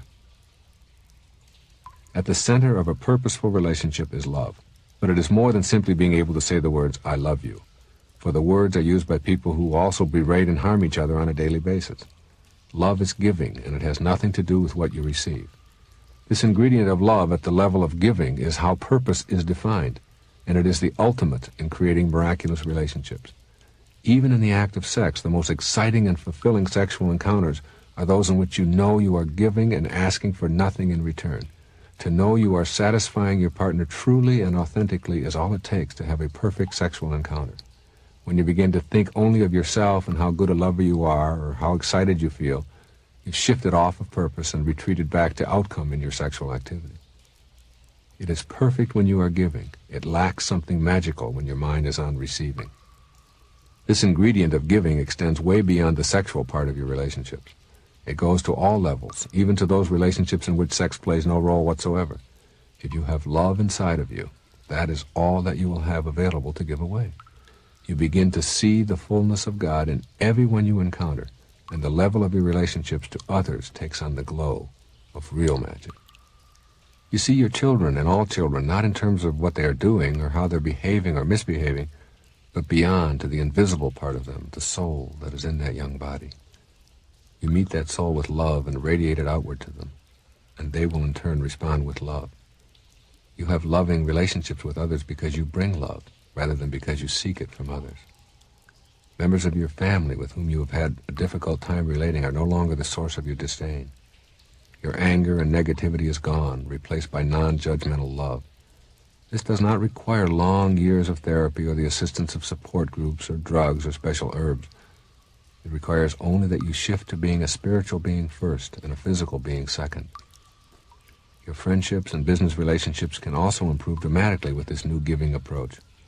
When a conflict arises, you suspend your negative thoughts and instead send out love. When you respond in an unthreatened manner and instead communicate an inner knowing in a peaceful, loving way, you are incapable of being rattled by challenges. You have created a miracle in that relationship. I can remember as a college professor having some gigantic disagreements with my colleagues. They were what we call difficult people to get along with unless you shared their point of view, which very few people did. I discovered I was always able to get my way with these impossible colleagues. I was experiencing real magic where others were experiencing exasperation. The secret? Send them love and ask nothing of them. The colleagues always came around and found it impossible to be nasty or confrontational with me. I simply sent them the love I had inside and then surrendered. This approach to relationships is basically my approach to life. Stay on purpose. Know that you're here to serve. Get off of having to prove yourself. Remove your ego from the encounter and send out love. Giving love with no expectations is the cornerstone of your relationship when you are on purpose. There really is very little else that you need to know. Practice this giving of love without conditions, and you'll find yourself feeling full rather than empty, and blissful rather than miserable. Here are 4 ancillary qualities that go into this real magic in your relationships. 1. Relinquish your need to be right. This is the single greatest cause of difficulties and deterioration in relationships, the need to make the other person wrong or to make yourself right. The spiritual partnership is a relationship of equals. No one needs to be proven wrong. Each person has the right to their own point of view. A simple reminder goes like this: I know how I feel about this, and it doesn't match how she feels. But so what? It is enough that I know it in my mind. I have no need to make her feel wrong. Then stifle yourself, and you have created a miracle right there. You have replaced a potential conflict with a loving response. Practice this, and you will see love replacing anger between you. This is also true in your relationships to all others. Your children need to be guided, not to be made wrong. The embarrassment that goes with being proven stupid leads to a self-image of stupidity. You can replace those statements designed to prove how superior you are with loving responses designed to help your children and others examine their own point of view. This can be applied in business, with strangers that you meet, in disputes with your neighbors, in virtually all human relationships. 2. Allow space. Let there be space in your togetherness. When you love someone for what they are, rather than what you think they should be, or for how they please you, then allowing for privacy and space comes automatically. The clinging relationships racked with jealousy and fear come from individuals who believe they have a right to dictate what the other person ought to be. Rather than regarding the need of your partner to have alone time as a threat, see it as a time for renewal that you celebrate. Make every effort to help each other have that space. The irony is, the more space you allow and encourage within the relationship, the more the relationship will flourish. 3. Eliminate the idea of ownership. Seek to enjoy each other, not to possess each other. No one wants to feel owned. No one wants to feel like a possession. No one wants to be dominated or controlled. We all show up here with a purpose, and that purpose gets thwarted when any human being attempts to interfere with our heroic mission. Ownership is the greatest inhibitor to feeling a sense of purpose and mission in one's life. You don't have the right to tell the people with whom you are in a relationship what they ought to be doing while they're here on earth. That is only between each person and their soul. You may succeed in imprisoning another, and you may have a marriage that lasts for 60 years, but you do not have a loving relationship if either partner feels owned or like a possession. This is the lesson I had to learn the hard way. It cost me dearly. A painful divorce and many unpleasant hours in hostile conflict. Today, I can't even conceive of the idea that I could own my wife. She is her own person, and my own relationship to her is based upon acknowledging that in her. It is indeed reciprocal. It came about through giving, not demanding, through respect, not criticism. Number 4, you do not have to understand. What a great lesson this is in learning how to make all relationships work at a magical level. You simply do not have to understand why someone else would want to do and think the way they do. The fact that you are willing to say, I do not understand, and that is fine, is the greatest understanding you could exhibit. You are together not to understand each other, but to aid each other in living a life at purpose. These are the qualities that make for a purposeful relationship. They all orbit around the planet of unconditional love. Get to this place and you will begin to see results in all of your relationships. As you work on creating spiritual partnerships with all others, you will see the beginnings of miracles in other areas of your life. You will begin to reach into the thoughts of others and connect with them in ways that are inaccessible when you live with doubt and fear. You will begin to know what the other person is thinking.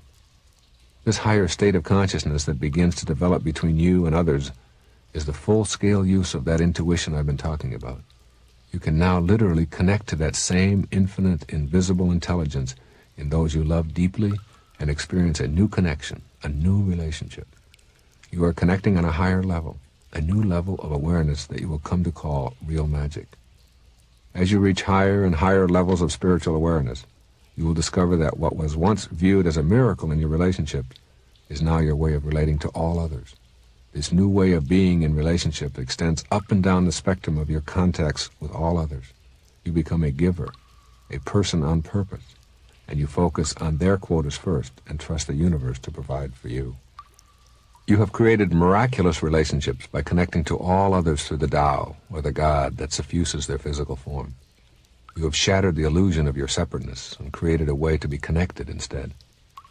When you come to another with love in your heart, asking nothing, only offering that love, you create miraculous relationships. And when you come to another wanting something from them, not trusting them, doubting them, exploiting them, that is the level of your invisibleness that shines through, and the opportunity for miracles and real magic is decimated. As you listen to the following guidelines, do not be full of doubt about what may seem impossible given the specific people in your own personal life drama. It is an inner game. Those around you do not have to understand or even agree, and it may well be that specific persons who are on their own path may be out of your life on a physical level. If you know within, after finding your purpose, that certain people are no longer going to be sharing your physical space, then you can just as lovingly make that choice. This is you that I'm talking about here, a you who deserves to be treated with dignity and respect because that is what you are made of and is what you are giving away. Those who do not yet understand this will move away from your physical life, and you will find it easy to allow that if necessary. The duration of material relationships is not on my agenda in this tape. That is for each soul to determine, and I make no judgment about choosing to move on when it is time. Individuals will enter and exit your life much like the characters in a play. Always they deserve your inner love. You will learn not to judge those who move in and out of your play, even if they play out their roles badly. You will learn to love all of them, even those whom you cannot yet understand what it was they had to teach you. With this in mind, free yourself of any nagging doubt about the specifics of your relationships. Move ahead, beyond the names and faces, to that place of real magic. Affirm your ability to create happy, fulfilling relationships. Affirm aloud that you are entitled to be happy with everyone in your life. Send the doubt away with mental images indicating your readiness to create fulfilling, magical relationships. Once you have removed the doubt, enter your real magic zone. Within your mind is your corner of freedom to think as you like. Think of the person who is the most difficult for you to relate to.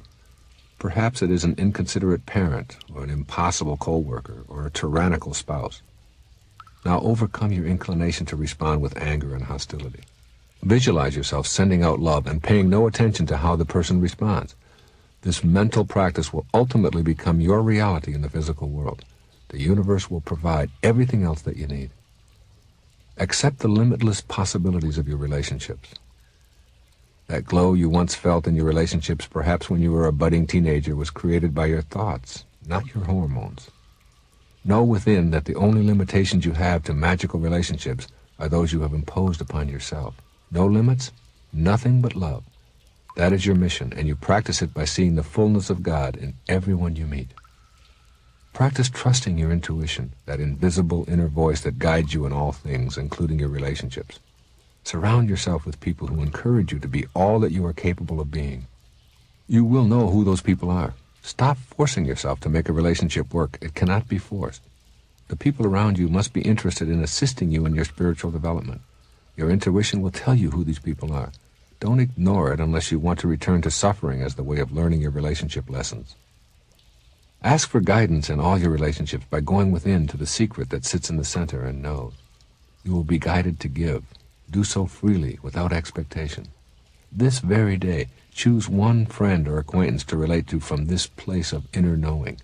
Give that person precisely what you think they need, based upon how you would most like to be treated yourself. Forget about what they say or how they react. At the end of the day, see how you feel. The secret that sits in the center and knows cares nothing about outcome. This is your God within, the giving, loving soul that is immune to outcomes. Moment to moment, rid yourself of the doubt that you cannot have magical relationships. Affirm over and over to yourself, I know I can make my relationships blissful. Then, when you're about to be seduced into an argumentative stance, suppress your normal way of relating and quickly review in your mind what it is you want out of the relationship. This will give you the opportunity to send out love or to quietly sit in silence rather than striking out. Shift from a human marriage to a spiritual marriage. Create a spiritual partnership instead of a human marriage with one partner beholden to the other. Live this creed, and you will know miracles in your spiritual marriage. Switch from wishes for your relationships to intentions. This is accomplished with specific affirmations of what kind of relationships you intend to create and how you intend to conduct yourself. The important point to remember is that you cannot intend for someone else to act in accordance with your desires. Your actions will flow from this intention, and you will find yourself much more at peace with your relationships, however they work out in the physical world. You are here to serve and to love, but that does not mean being a servant. Send out love and let those who continue to abuse themselves, and you, do it to themselves if that is their path, but not to you any longer. Your intentions create your reality, so be aware of them and be willing to put them into practice in your world today. Remind yourself that peaceful, loving relationships come first and foremost from your state of mind. Once you have this knowing, you can surrender and simply let go of the conflict that exists in any of your relationships, for conflict cannot survive without participation. If others in your life decide to continue in a confrontational mode, you simply pass when that angst comes your way. You have created a miracle without changing anything other than your mind. Use the power of visualization to manifest real magic in your relationship. Try visualizing all of your significant relationships as already existing the way you want them to be in your life. Thoughts are extremely powerful. Thoughts held unwaveringly that reflect in advance what you desire and do not demand an outcome are the ingredients of real magic. Try it. Pay attention first to your spiritual and visible self, and only secondarily to your physical self. Reverse yourself and be a soul with a body, rather than a body with a soul, and play out in your mind first exactly how you want things to go for you. When you pay close attention first to your soul, listening and making contact with it, asking it how it wants to be nurtured, and making that the most significant part of your days, you will find yourself behaving in accordance with those positive, loving, giving thoughts your soul beckons you to maintain. Stop pursuing what you do not want. If you do not want conflict and pain in your relationships, keep in mind you are the one who is experiencing the pain. Assess what it is you are doing to maintain your anguish. Practice shutting your mouth if that is what provokes your pain in your relationships. Practice removing yourself physically from potentially hurtful encounters. Take a moment of silent reflection before reacting. Become more intimate and reach out with love where it is an unaccustomed gesture, even if you have to fake it initially. Ask nothing of those with whom you are in a relationship. This is one of the quickest ways to create miracles in all of your relationships. Simply say to yourself, I expect nothing because I know they can only be who they are, not what I think they should be, and proceed to act accordingly. Of course, this does not mean one overlooks outrageous or violent conduct, but the expectation that it should not be there and the subsequent pain I experience because of that expectation, I can and do control. By sending away the judgment about how others are supposed to be, you create a place within you for love, where judgment previously resided. Finally, as always, meditate each day and use a portion of that meditation to visualize how you want all of your relationships to be. Get a picture of yourself acting in these new ways toward everyone, and ask for divine assistance in being a giving, loving, non-judgmental person. Your meditations will give you peace and serenity for yourself and will provide you with answers that may elude you otherwise. Much of what you have heard here may be difficult for you at first because all of us are much more comfortable in assessing the quality of relationships by focusing on others in our lives. If they would change, the thinking almost always goes, our relationship would be perfect. The emphasis here has been on your spirituality and your willingness to imagine and create perfectly loving, giving, magical relationships. If you want to see how this relationship exists in its most natural state, the next time you see a mother nursing her child, know that you have all of the ingredients in that one example. I have sat in awe watching my wife unconditionally giving of herself to each of our infant children. A mother doesn't get mothering lessons. She knows in her heart what is required to have that perfect, miraculous relationship. She is on purpose, and that is why all of us survive as human beings. Without the unconditional love that a mother feels for her young, we would all perish in a few days from neglect. That is your model, and you can create the same magical, perfect relationships everywhere in your world if you simply follow the natural, intuitive awareness that is present within every cell of your being. You can have all of the prosperity you are willing to believe in and create for yourself. All things are possible. Keep this in mind as you set about to create the miracle of abundance in your life. I guarantee you that this will be the most unusual discussion you've ever heard on the subject of prosperity. The central theme here, as in the rest of this tape, is on rethinking the beliefs you have been taught to treat as sacred. Imagine in your mind what it is you would like to see in your life. What is your ultimate image of prosperity for your life? How much money, how much total prosperity would you truly like to have? Now open your eyes and see what you have created up until now. That's right. You have created your own financial picture, and it is precisely what you have acted upon. This is the hardest part for most people to truly understand. We feel we would be cruel to say that the circumstances of the poor reveal who they are. Surely these people did not choose such undesirable circumstances. But we mistakenly believe that we cannot be compassionate and concerned about those in miserable circumstances, while also encouraging ourselves and others to uncover any beliefs that may be contributing to that situation. Consider all of the people who have shifted from a life of scarcity to one of prosperity. When you examine what it was that made the difference, without exception, it includes the invisible world of beliefs and attitudes. A radio talk show host accused me of having a cavalier attitude toward the poor when I described my philosophy on this program.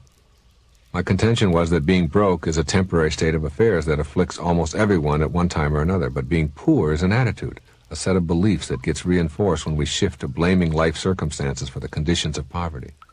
One of the incoming calls was from a physician who practiced in Washington, D.C., who had grown up in a family of 13 children in total poverty in Jamaica.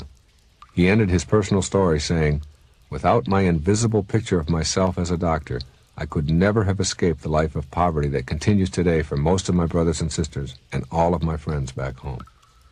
He continued, "Dr. Dyer, don't you ever let anyone dissuade you from telling the truths that you know, because you are doing much more to help those in horrible circumstances than those who buy the big lie that their lives are beyond their own control." I cannot stop telling these truths because I, too, am a living, breathing example of what I'm talking about. I also left a life of scarcity behind me, and I, too, know the singularly powerful role that my beliefs within my mind played in creating a life of prosperity. I encourage you to suspend any erroneous belief that this may apply exclusively to Wayne Dyer and a physician in Washington, D.C., but has nothing to do with you. It has everything to do with you. If you want to experience prosperity at a miraculous level, you must leave behind your old ways of thinking and develop a new way of imagining what is possible for you to experience in your life. Take an inner inventory and see if the following statements are a part of your consciousness. There's just not enough to go around. You have to get yours or someone else will grab it before you. There are only so many fish in the sea. You never know if opportunity will knock. If these and similar thoughts are part of your personal inventory, then probably you were taught that you are living in a world of shortages. The concept of lack has been embedded into your belief system. In order to develop an inner vision of prosperity, you will have to shed this old vision of scarcity. The following 5 essentials of a prosperity consciousness can help you to make this shift. 1. You don't need anything else to experience prosperity. Prosperity is first and foremost a mind game. You must know that you have all that you need right now. You are lacking nothing to gain prosperity for yourself. You are led to believe that the material things are reality and are providing you with what you need, while in fact they are only more matter which is made up of more invisible space. What you need, you already have, and when you know it, go within and create it in your mind. The divine sustenance you seek in the form of material things or money will be manifested in whatever amounts needed. You must develop this new inner sense and trust in the magic of believing. Trust in the power of your mind, in the knowing I have been talking about, in that divine guidance that is readily available to you. 2. You cannot create prosperity if you believe in lacks. When you have mastered the ability to become a spiritual being as outlined in the first part of this tape, you will understand that you lack absolutely nothing. All that you need for your life is already here. When you say to yourself, I don't have enough education, talent, or strength to experience prosperity, you are operating in your mental world from a position of lack. What you have become accustomed to is called deficiency motivation. That is, you assess all of the things that are missing or deficient in your life, and then you set up a plan to repair all of those deficiencies. Thus you set your goals and go to work at becoming prosperous. But this is a gigantic trap. You will always be suffering from a disease I call more. When you get the money you thought you needed to be prosperous, your mindset hasn't been satisfied. Your mindset is on more, on striving, not arriving. There's another kind of mindset called growth motivation, and this is the trademark of the individual who experiences real magic in the area of prosperity. With growth motivation, you simply change around the inner thinking and decide to do your living within a framework of completeness. You begin to be motivated in your life by your own bliss, by your dreams, to live the life which you imagine to be your calling, your divinely specialized mission for being here, and prosperity becomes your very watchword. Abundance begins to reign into your life. 3. You are not separated into categories. To truly know prosperity, you must learn to stop dividing yourself up and separating yourself from your prosperity. You must learn to go beyond your hypnotized state, which has convinced you that there is first you, the thinker, then you, the doer, and finally the concept of what it is that you are thinking and doing. All of this is actually one and the same. All of what you have previously divided up as prosperity thinking, prosperous behavior, and something called prosperity that is located out there must be thought of as one. When you understand this, you will stop looking for prosperity as if it were something that you can wrench from its hiding place. What you need for a prosperous life, you already are. It is all you. There are no boundaries. Now take this awareness and implant it in your consciousness. You are not going to find prosperity. It will flow into your life only when you grasp this notion of your singularity. 4. You cannot experience prosperity if you believe that you don't deserve it. If you believe that you are undeserving of prosperity, that is the thought upon which you will conduct your life. Surrender the idea that you are inferior. You are neither superior nor inferior. You simply are, and what you are deserves prosperity. Once again, you have to undo the hypnotized state that led you to this kind of an attitude. It began in your schooling, and it continues today. It is a vulgar, obscene system that creates large numbers of people who know no other way to assess their own value other than in comparison to others, and in so doing, it creates many who simply begin to think that they are not deserving of prosperity in any sense of the word. When you stop buying into that model, you can see that you are just as deserving of prosperity as anyone else on this planet. 5. Rejoice in the prosperity of others. When you feel contemptuous toward the accomplishments or lifestyles of others, or even a twinge of jealousy, you are harboring negativity where love must reside. When you have only love within you, that is all you will have to give away. You cannot be fulfilled and envious at the same time. Foster an inner belief that anyone who has achieved prosperity is entitled to it, and that their success is not a reason for you to feel inadequate or wanting. Have a quiet acceptance of what is, send it love, and then get on with the business of creating a full, prosperous, loving life for yourself. These are the 5 factors that are most crucial for getting to a prosperity consciousness. Once you are working each day on developing this way of being, your higher self will begin to allow you to experience more and more prosperity in your life. This new consciousness will lead you back to that all-important dimension that is a central theme of this tape, living your life on purpose.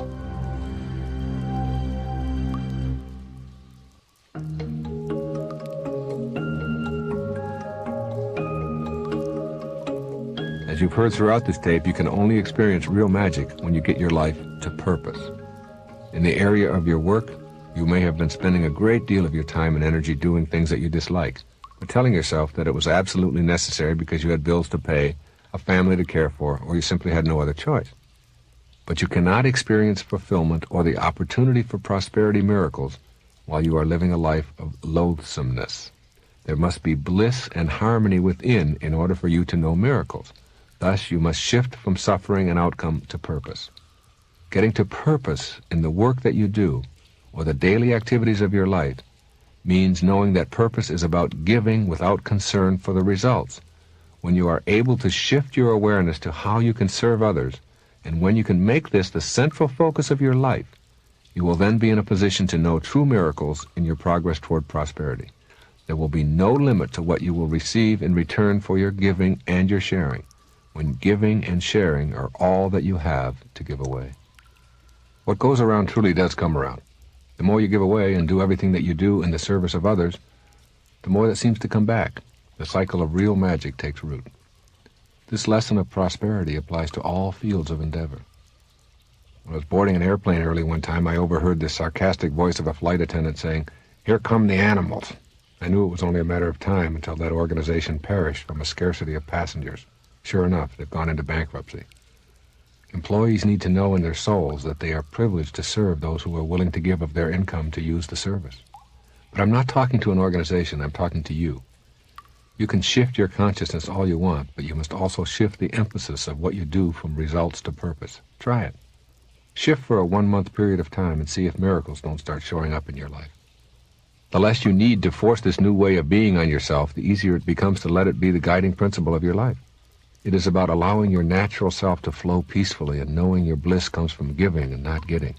Letting yourself just flow is a concept you will want to become quite familiar with as you begin to allow the prosperity that you desire in your life.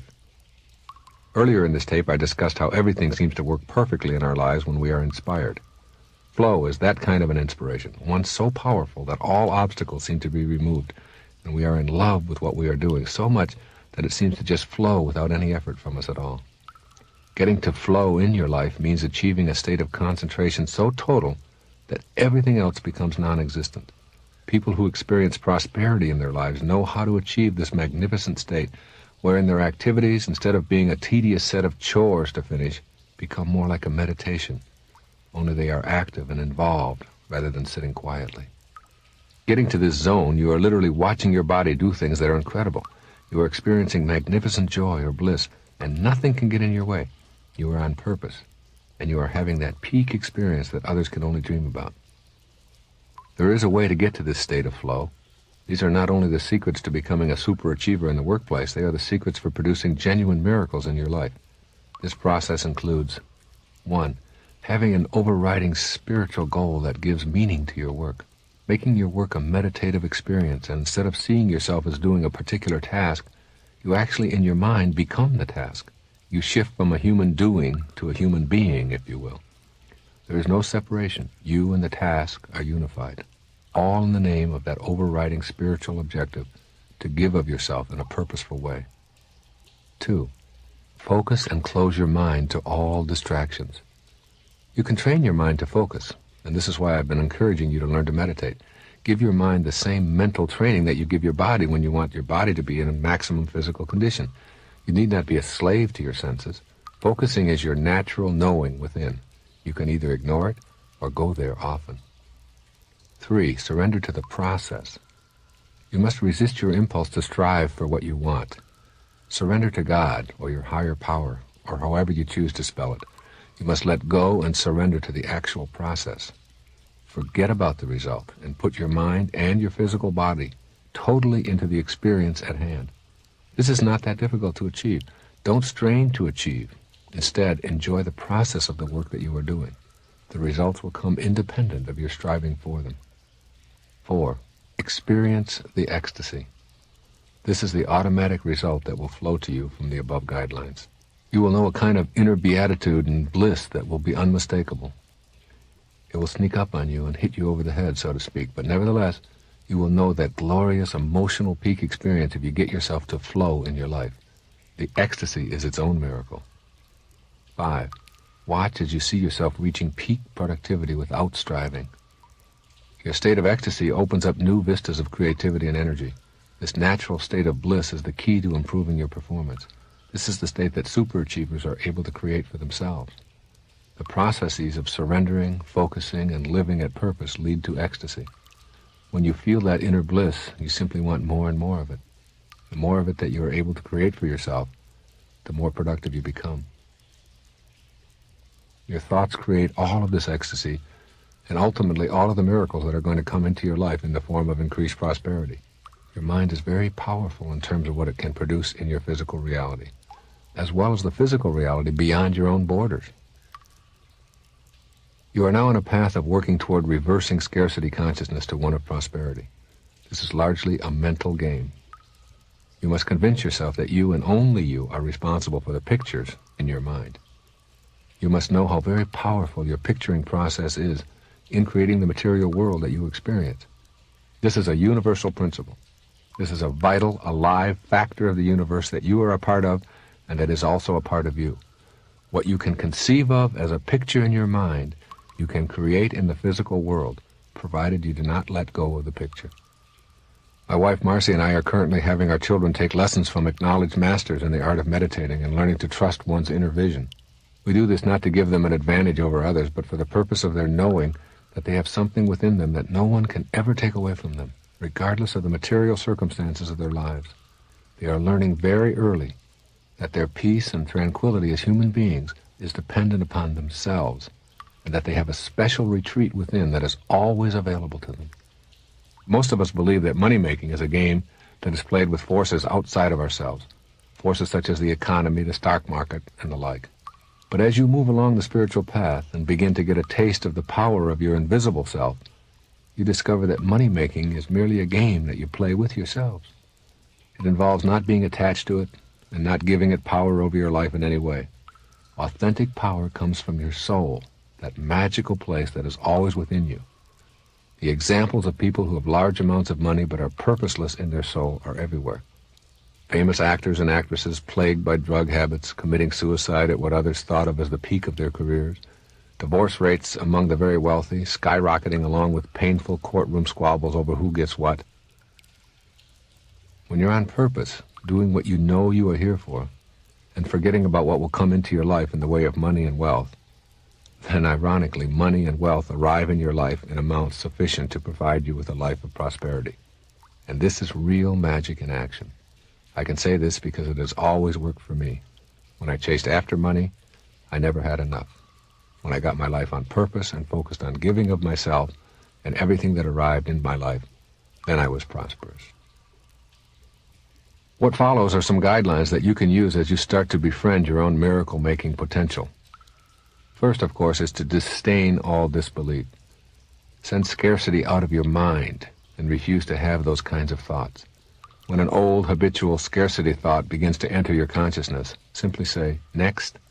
It will remind you that the old thought is now finished, and you are entering a new, prosperous thought process. Using "next" as a magic word will remind you to get on with the magic of believing, rather than the anguish of doubt. Then keep a corner of your mind exclusively focused on your images of prosperity. Go there often and use the power of your mind to sharpen your images of prosperity. Get down to specific details about what is there for you. Stay with the picture, or that real magic zone that you are creating. You will soon be acting upon those images, as well as attracting prosperity to yourself. Study the world of matter, of all material possessions at the subatomic level. Begin to note that everything material is nothing more than empty space when viewed from a closer perspective. See the folly of making that material world your master. Just like your thoughts, the material world is limitless. It is without beginning and end, totally abundant and totally available to you if you know what your true purpose here is. Develop a trust in your intuitive inner voices. It has been said that those who are classified as lucky are essentially those who go with their hunches rather than what others have prescribed. If you feel a strong inner inclination to change jobs or to try a particular investment, then place more trust in that hunch. This is your divine guidance encouraging you to take a risk, to ignore the ways of the herd, to be the unique individual that you are. Learn to trust your intuition and allow your physical body to travel the path that you are feeling within. Work at replacing thoughts within you that reflect the scarcity consciousness. If you elect to constantly tell the world what is missing in your life and how you can never get ahead, it is because you are in possession of an inner space that believes strongly in lacks. You can replace negative inner slogans with new thoughts that include abundance, plenty, bountifulness, profit, ease, and the like. When you see these thoughts as the way your universe is and process your world in these ways, the words and concepts will be your way of presenting yourself. You will begin to act on the new thoughts, just like you previously acted on the old ones to create your life circumstances. Develop a conviction in your heart that prosperity truly belongs to you. To think about prosperity is a great beginning, but you must make those thoughts that you are entitled to prosperity into actual beliefs. Merely wishing for it is not enough, for nothing will truly be in your life until you reach a conviction within you that it belongs there. Trust in the divineness that you are, and that is the perfection of the universe. Remember, when you trust in yourself, you trust in the wisdom that created you. And obviously, when you doubt yourself, you question that same divine intelligence that brought you here. Surrender and relax about it, and you will know what to do. You no longer have to worry. Prosperity will indeed come to you, and you will be creating it in a magical way. Trust in the miracle that you are, then get on with your life in a purposeful way. Now, act prosperous. That's right. Act as if what you deserve in the way of prosperity is already here. The person who acts prosperous is very generous. Be that way right now. If you're not generous when it's difficult, you won't be generous when it's easy. You must be willing to give to others even when your coffer is not full, for this is your purpose. Act in a spiritual way. Give at least 10% of what you see coming into your life to those who provide you with spiritual sustenance. It is the most divine way that you can be, and it is the secret to manifesting your own miracles in this prosperity domain.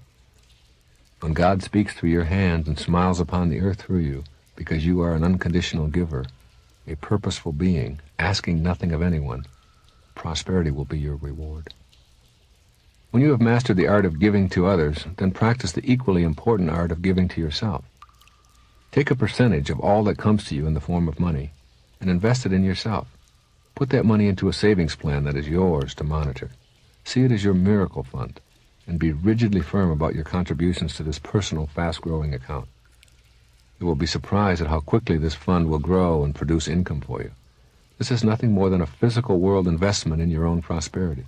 It is a fantastic policy to teach your children, and it will lead them in the direction of their own financial prosperity. Get rid of the polarity that you may have about money. You have perhaps either seen money as God's blessing or as the arch enemy of spirituality. Keep in mind that if your purpose involves providing things that require money for others and for yourself, and if you are uncompromised about your own commitment to your purpose, then money will show up in your life to assist you with your heroic mission. The denouncing of money is a trap. Instead, see it as that which is manifesting in your life to assist you with your purpose. Then stay on purpose, and use that money and any other physical abundance that will begin showing up in your life in larger and larger amounts to fulfill your commitment to your purpose. If money is all that you covet, and you want it for the purpose of gaining power over others, then you will never get enough, because you never get enough of what you don't want.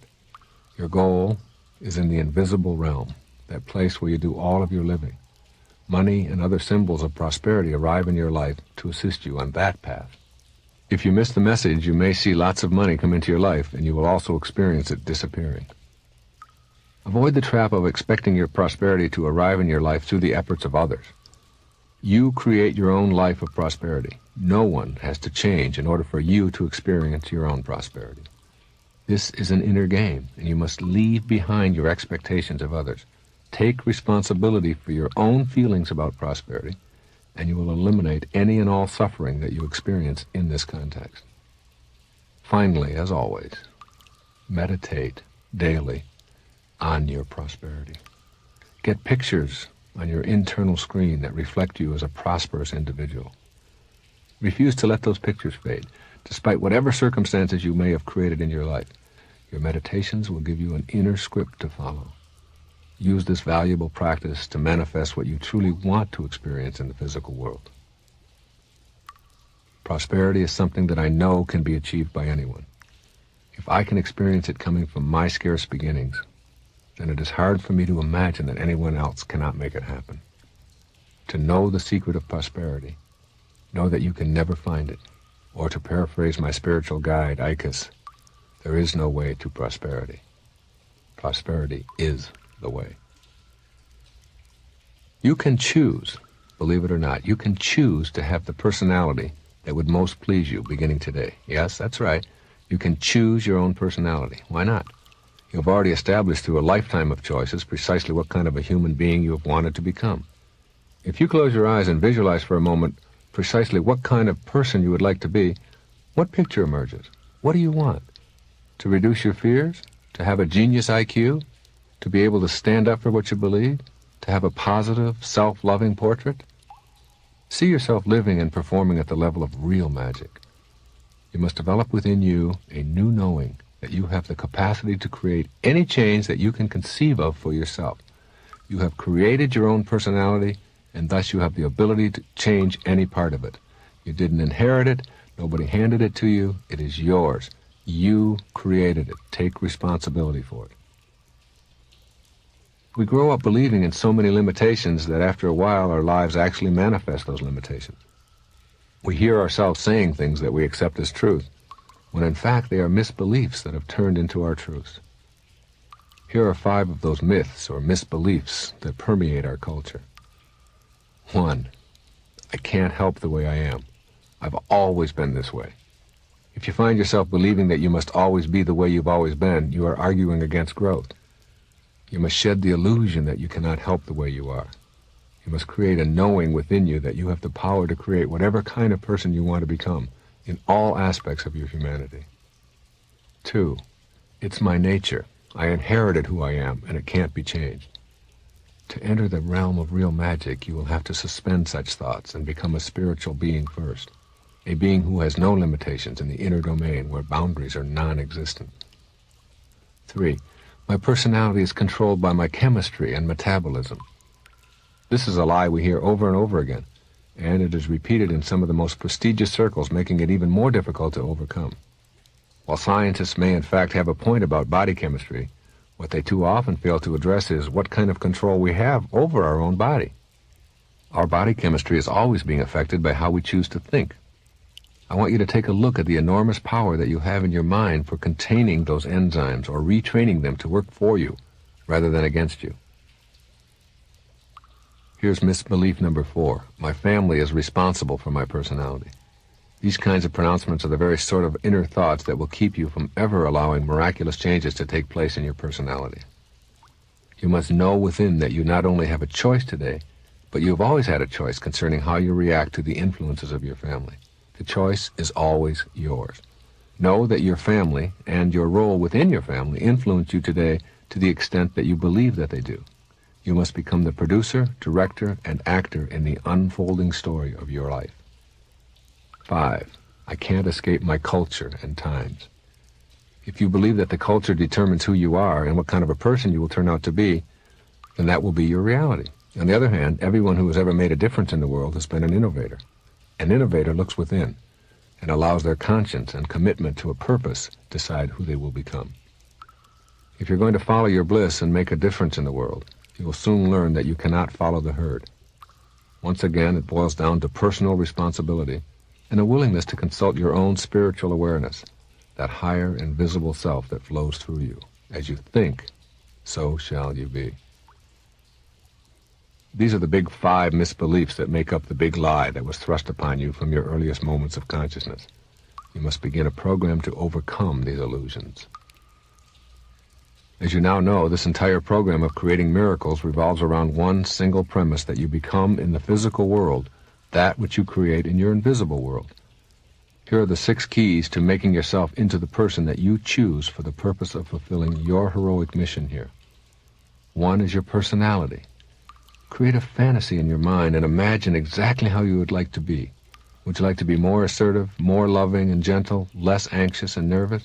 For now, just know that all of these inner imaginings can be translated into physical behavior, for that is precisely what you've been doing all along anyway. Secondly, your talent. Just for a moment, visualize the optimal talent that you would like to have. Your choice to excel in any given area will be based upon your own personal interests. Your talent, like everything else about you, is a function of the invisible force that flows through your body. It is not in your hands, your genes, or any part of your physical apparatus. It is in the force that flows through all of your being.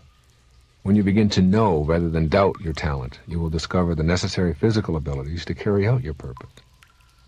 Third is your intelligence. How smart would you like to be? Would it take a miracle for you to be smarter intellectually than you already are? The best definition of IQ is, intelligence is what intelligence tests measure. Nothing more, just what intelligence tests measure.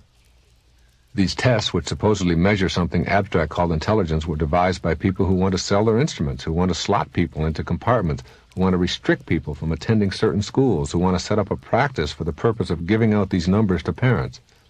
They are silly, absurd procedures which give people some kind of external number to hold on to and explain their levels of success or lack of success in the material world. Know that your purpose is beyond anything that can be measured with scientific measurements. Who decided on this business of an IQ? Why should we label everyone in our culture with another number? You are as capable as you need to be to fulfill your purpose. Your intelligence is infinite. Almost 20 years ago, I redefined intelligence in your erroneous zones. A truer barometer of intelligence is an effective, happy life lived each day and each present moment of every day. You are a genius. You can improve your arithmetic and reading skills. You can learn anything that you put your mind to.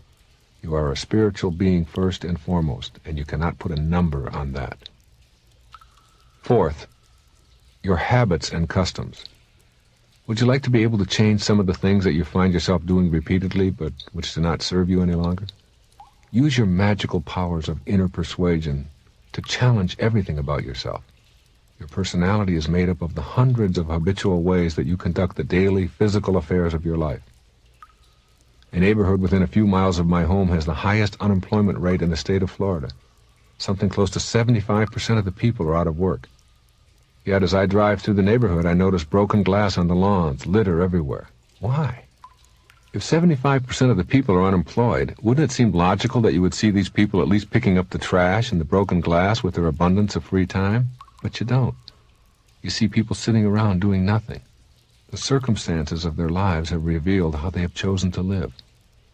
It doesn't cost anything to pick up and clean up, yet this is not done because those habits have become the ways of dealing with their circumstances.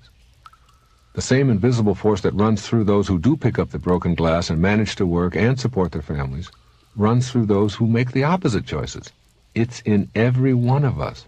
Some tap into it, others ignore it, and then blame their circumstances for the habits and customs of their lives.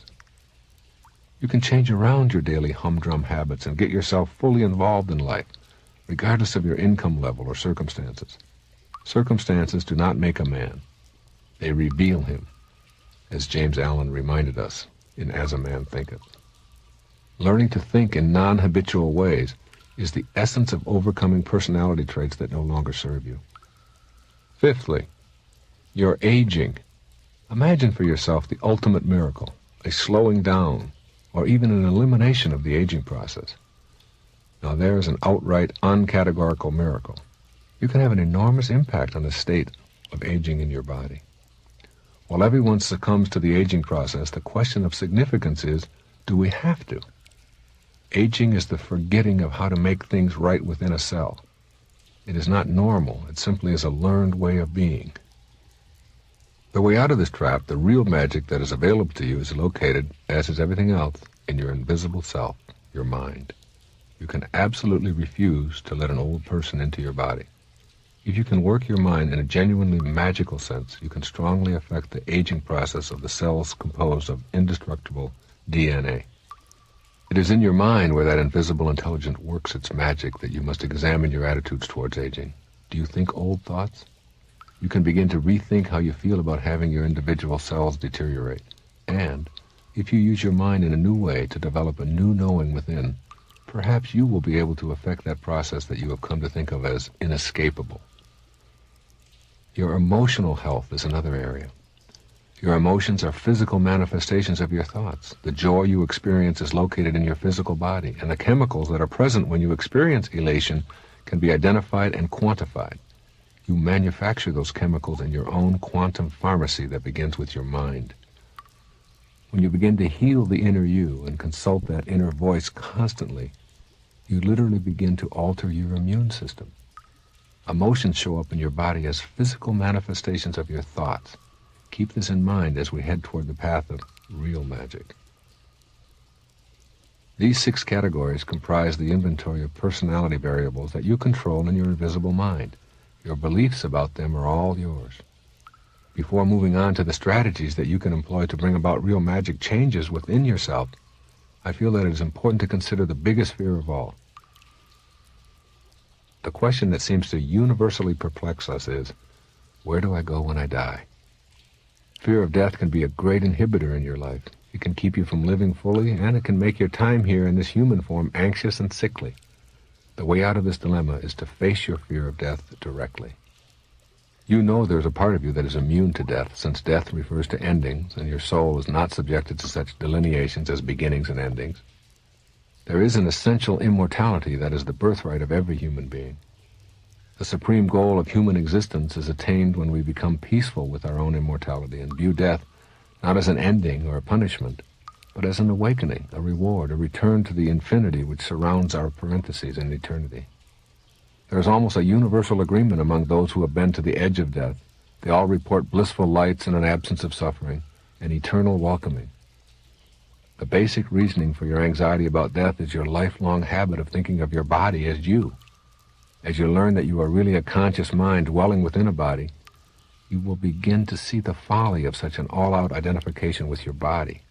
Soon you develop an attitude of loving concern for your body, but a detached sense of identification. As you awaken further and further, you will lose your concern for what happens to your body and replace that concern with a knowing. You will discover that those who have died are not gone at all. They are simply renewing themselves just like you have been doing. Here are some steps that you can implement beginning today to manifest your new way of being. Remove all the doubt about what kind of person you can become. Constantly remind yourself that all that you have become is the result of all that you have thought. The way to change this is by thinking quietly, constantly, and persistently of the kind of person you truly want to become. Stop using sentences in your material world which reflect what it is that you do not want to be. Begin a process of affirmations by reflecting a consciousness of confidence and strength by talking about your unlimited capacities. Remember, what you think and talk about expands into action. Stay focused on what you are for rather than what you are against within yourself. For instance, don't think about not having any further resentments, because then you are still thinking about resentment. Instead, think on health, harmony, love, and bodily ease, and you'll act on those things. Remind yourself daily that you are a purposeful being. When you are living on purpose, giving of yourself in a blissful way, your personality will reflect that bliss. Remember that neither your family nor your culture gave you your personality. You created it. You do not have to continue to relive and reuse those old variables if they're no longer functional. Try totally trusting your intuition for a day at a time. Your inner voices will insistently let you know that you have the necessary ingredients to get your life to bliss. When you know that it is there and refuse to believe otherwise, you will find miraculous changes taking place within you. Remember, there is a secret buried deep within your invisible self. It says to you, you do not need another thing. You are already all that you need. What you are is all that you are supposed to be. Your inner and outer design is perfectly in balance with all things in the universe. Surrender to that secret, and you will have everything you need to live a purposeful life. Inventory the behaviors and characteristics that you exhibited as a child and which no longer are applicable to your adult life. Keep the words, "now you know better," high in your consciousness. You are in a constant state of change in your life. You are continuously learning how not to behave and what new talents to use. Use this awareness for developing other aspects of your personality. Create an intention inventory for yourself. Not a wish list, but an inventory of what you intend to create within yourself. Then shift to your intention stance. I intend to manifest the necessary talent and intellect to become the kind of purposeful person I am destined to be. In this way, you shift from wishing to action, and you are using your intentions to bring about miraculous personality changes as well. Begin to act in your physical world as if that person whom you would love to be is already here. In the present moment of your life, regardless of what you have convinced yourself of in your mind, you are that new, miraculous, self-confident person. Act the part that you want to play. The acting is in the physical world. The want is the inner voice. Learn to pre-play who it is you want to be in your mind before you put anything into action. This is how you create the miracle of a talent that you never believed possible for yourself. You live spiritually first. That is, you live it out in your mind, your IQ, your habits, your personality, your health. You need not share these inner pre-plays with anyone. They can be your own private journey. They will lead you to real magic if you stay with them unconditionally. Remind yourself that if you have judged yourself to be lacking, you will continue to manifest that lack as long as you focus on it in your own mind. If you have a choice in what you will know about yourself, then why not know positive things rather than negative things? You got to where you are because of your choices. Keep that simple realization close at hand, and it will serve you well in creating miracles for yourself. You are what you choose to be. Seek out no opinions on your own personality. Ask nothing of anyone in the way of assessment.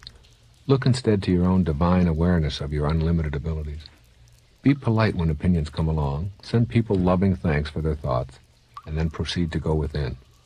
Ask nothing, and you will receive much. But if the receiving is your aim, you will be living a life of constant deficiency. Develop your own personal excellence program, first in your mind, and then start putting it into practice in your daily life. See yourself trimmer, less out of breath, feeling lighter and ageless.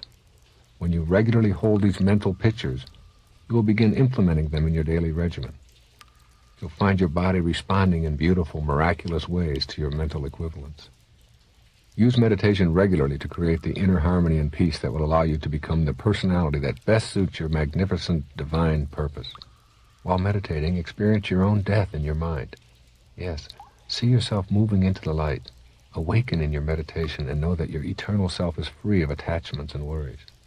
The experience removes your fears and teaches you who you really are. This will free you to be purposeful rather than chasing rewards and results. Use your meditations to free yourself from the labels that you have placed upon yourself and to free you of the big lies about your inability to change certain things about you. Get very peaceful about being perfect and having all that you need to live your purpose. You do not need another thing to experience miraculous changes within yourself. Allow yourself to experience the feeling that you already are everything, including a miracle. Your miracles are an inside job. Go there to create the magic that you seek in your life. That is indeed your only reality. Just as the state of your life is a reflection of your state of mind, so too is the state of the world a reflection of our collective state of mind. Understanding this leads to knowing that we are capable of creating a world of real magic in the same way that I have been encouraging you to create real magic in your own individual life. The universe we live in works in exactly the same way as the universe that is within us. In order to create a world of real magic, it is necessary to know within that this is your job to accomplish. You cannot resign in anguish if others refuse to see the light. Know that you can radiate outwardly all of the messages in this tape and create the kind of real magical world that you envision. One of your biggest challenges may be in refusing to sit in judgment of those things which you perceive to be wrong or imperfect. The perceived inequities in the world are truly part of the perfection of the universe, but so is your desire to end them. If you stand way back in your mind, you will note that a revolution of spiritual dimensions is taking place right now. The Berlin Wall was built to last 1,000 years, yet today it is nothing more than a relic of an ancient non-spiritual past. That shrine of tyranny is but one of many that are toppling faster than we can update the history books. There is a new collective consciousness in the minds of people, and a new spiritual awareness is spreading throughout humanity. Nothing can stop it, for nothing is more powerful than an idea whose time has come. Communism, which insists upon atheism from its subjects, has been declared an international failure. Rulers can remove the outer places of worship, but the inner place, that invisible corner of freedom that is ever present in each of us, cannot be legislated. In China, where more than 1 billion souls are temporarily residing, 1 million of those souls face tanks to demonstrate their desire for freedom. And while the messengers can temporarily be imprisoned, the message cannot be halted. These changes are all taking place in the minds of individuals and spreading to other individuals to form a collective consciousness. Once the ideas become present in a large enough number of us, they become our reality. This number is called a critical mass. The force cannot be stopped. Some will try, but they will be swept away by the power of an idea whose time has come. The changes in the world are not restricted to political realignments and new nuclear policies. A new spiritual consciousness toward our environment has manifested itself into action as well. The idea that we should treat the earth with sacred reverence is being translated into physical realities. You are seeing the fruits of these thoughts blooming everywhere. All of the changes that you see taking place around you, which reflect a growing concern for the individual, for a peaceful, safe, harmonious world, are part of a glorious revolution that is taking place first and most importantly in our thoughts. You are a part of that process. Whatever thoughts you have can and will be spread to those around you. You influence the physical world with your thoughts. Of that you should be most convinced, having listened to this tape. If this revolution, this new way of being, is to take hold and overcome all of the remaining non-spirituality that infects the world, it will have to reach a critical mass in all areas of our existence. The most important question to be asking yourself as you look to find your own place in this spiritual revolution is, how do I see the world I live in? If you want, you can deny the spiritual revolution I have described, and instead see a world that is slowly but surely deteriorating into a non-spiritual morass. That will be your experience of the world you live in. Yet those who see the light of the world view the dark spots as merely potential light. Where is your place in the spiritual revolution? You are here on purpose to help make these changes manifest more profoundly and permanently into the consciousness of all of mankind. Your place in this revolution will solidify if you fill yourself with love. You must be able to radiate outward all that you are gaining in your spiritual consciousness. You have the power to do just that if you make that choice. As you do this on your own personal and local level, you will find yourself expanding and reaching more and more people. That is precisely what has been happening with all of the spiritual revolution changes that you see around you. You are truly the world, and your thoughts do make all the difference in this world. Have reverence for your mind. Treat your invisible inner reality with sacred, blissful appreciation. In all that I have said about creating real magic, nothing is more important than your coming into contact with the higher part of yourself.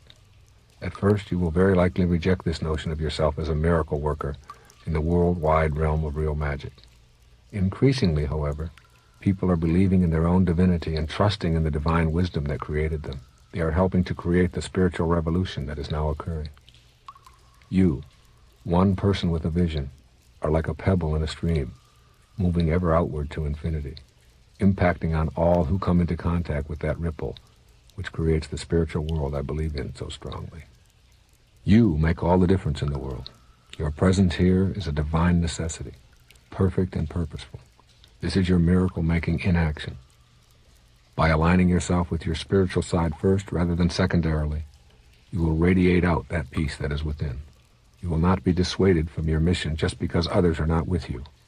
You will stay focused on what you are for in all areas of your life. The bad news, the emphasis in the media on tragedy and pessimism will not capture your attention. You will note these as areas for improvement, but your inner divine self will be noting also how many acts of healing, kindness, and friendliness outnumber those of suffering. It truly thrills me that I have been able to create this work on real magic from within my mind. It has been a magical journey for me. I shiver inside with the awareness that it can make a difference in your life and in the entire physical world we are all immersed in. My closing quotation is from the ancient writer Philo. Households, cities, countries, and nations have enjoyed great happiness when a single individual has taken heed of the good and beautiful. Such people do not only liberate themselves, they fill those they meet with a free mind. You are that single individual, becoming a spiritual being and taking heed of the good and the beautiful. You will indeed fill yourself and those around you with a new freedom in their minds, the freedom to create real magic. God bless you.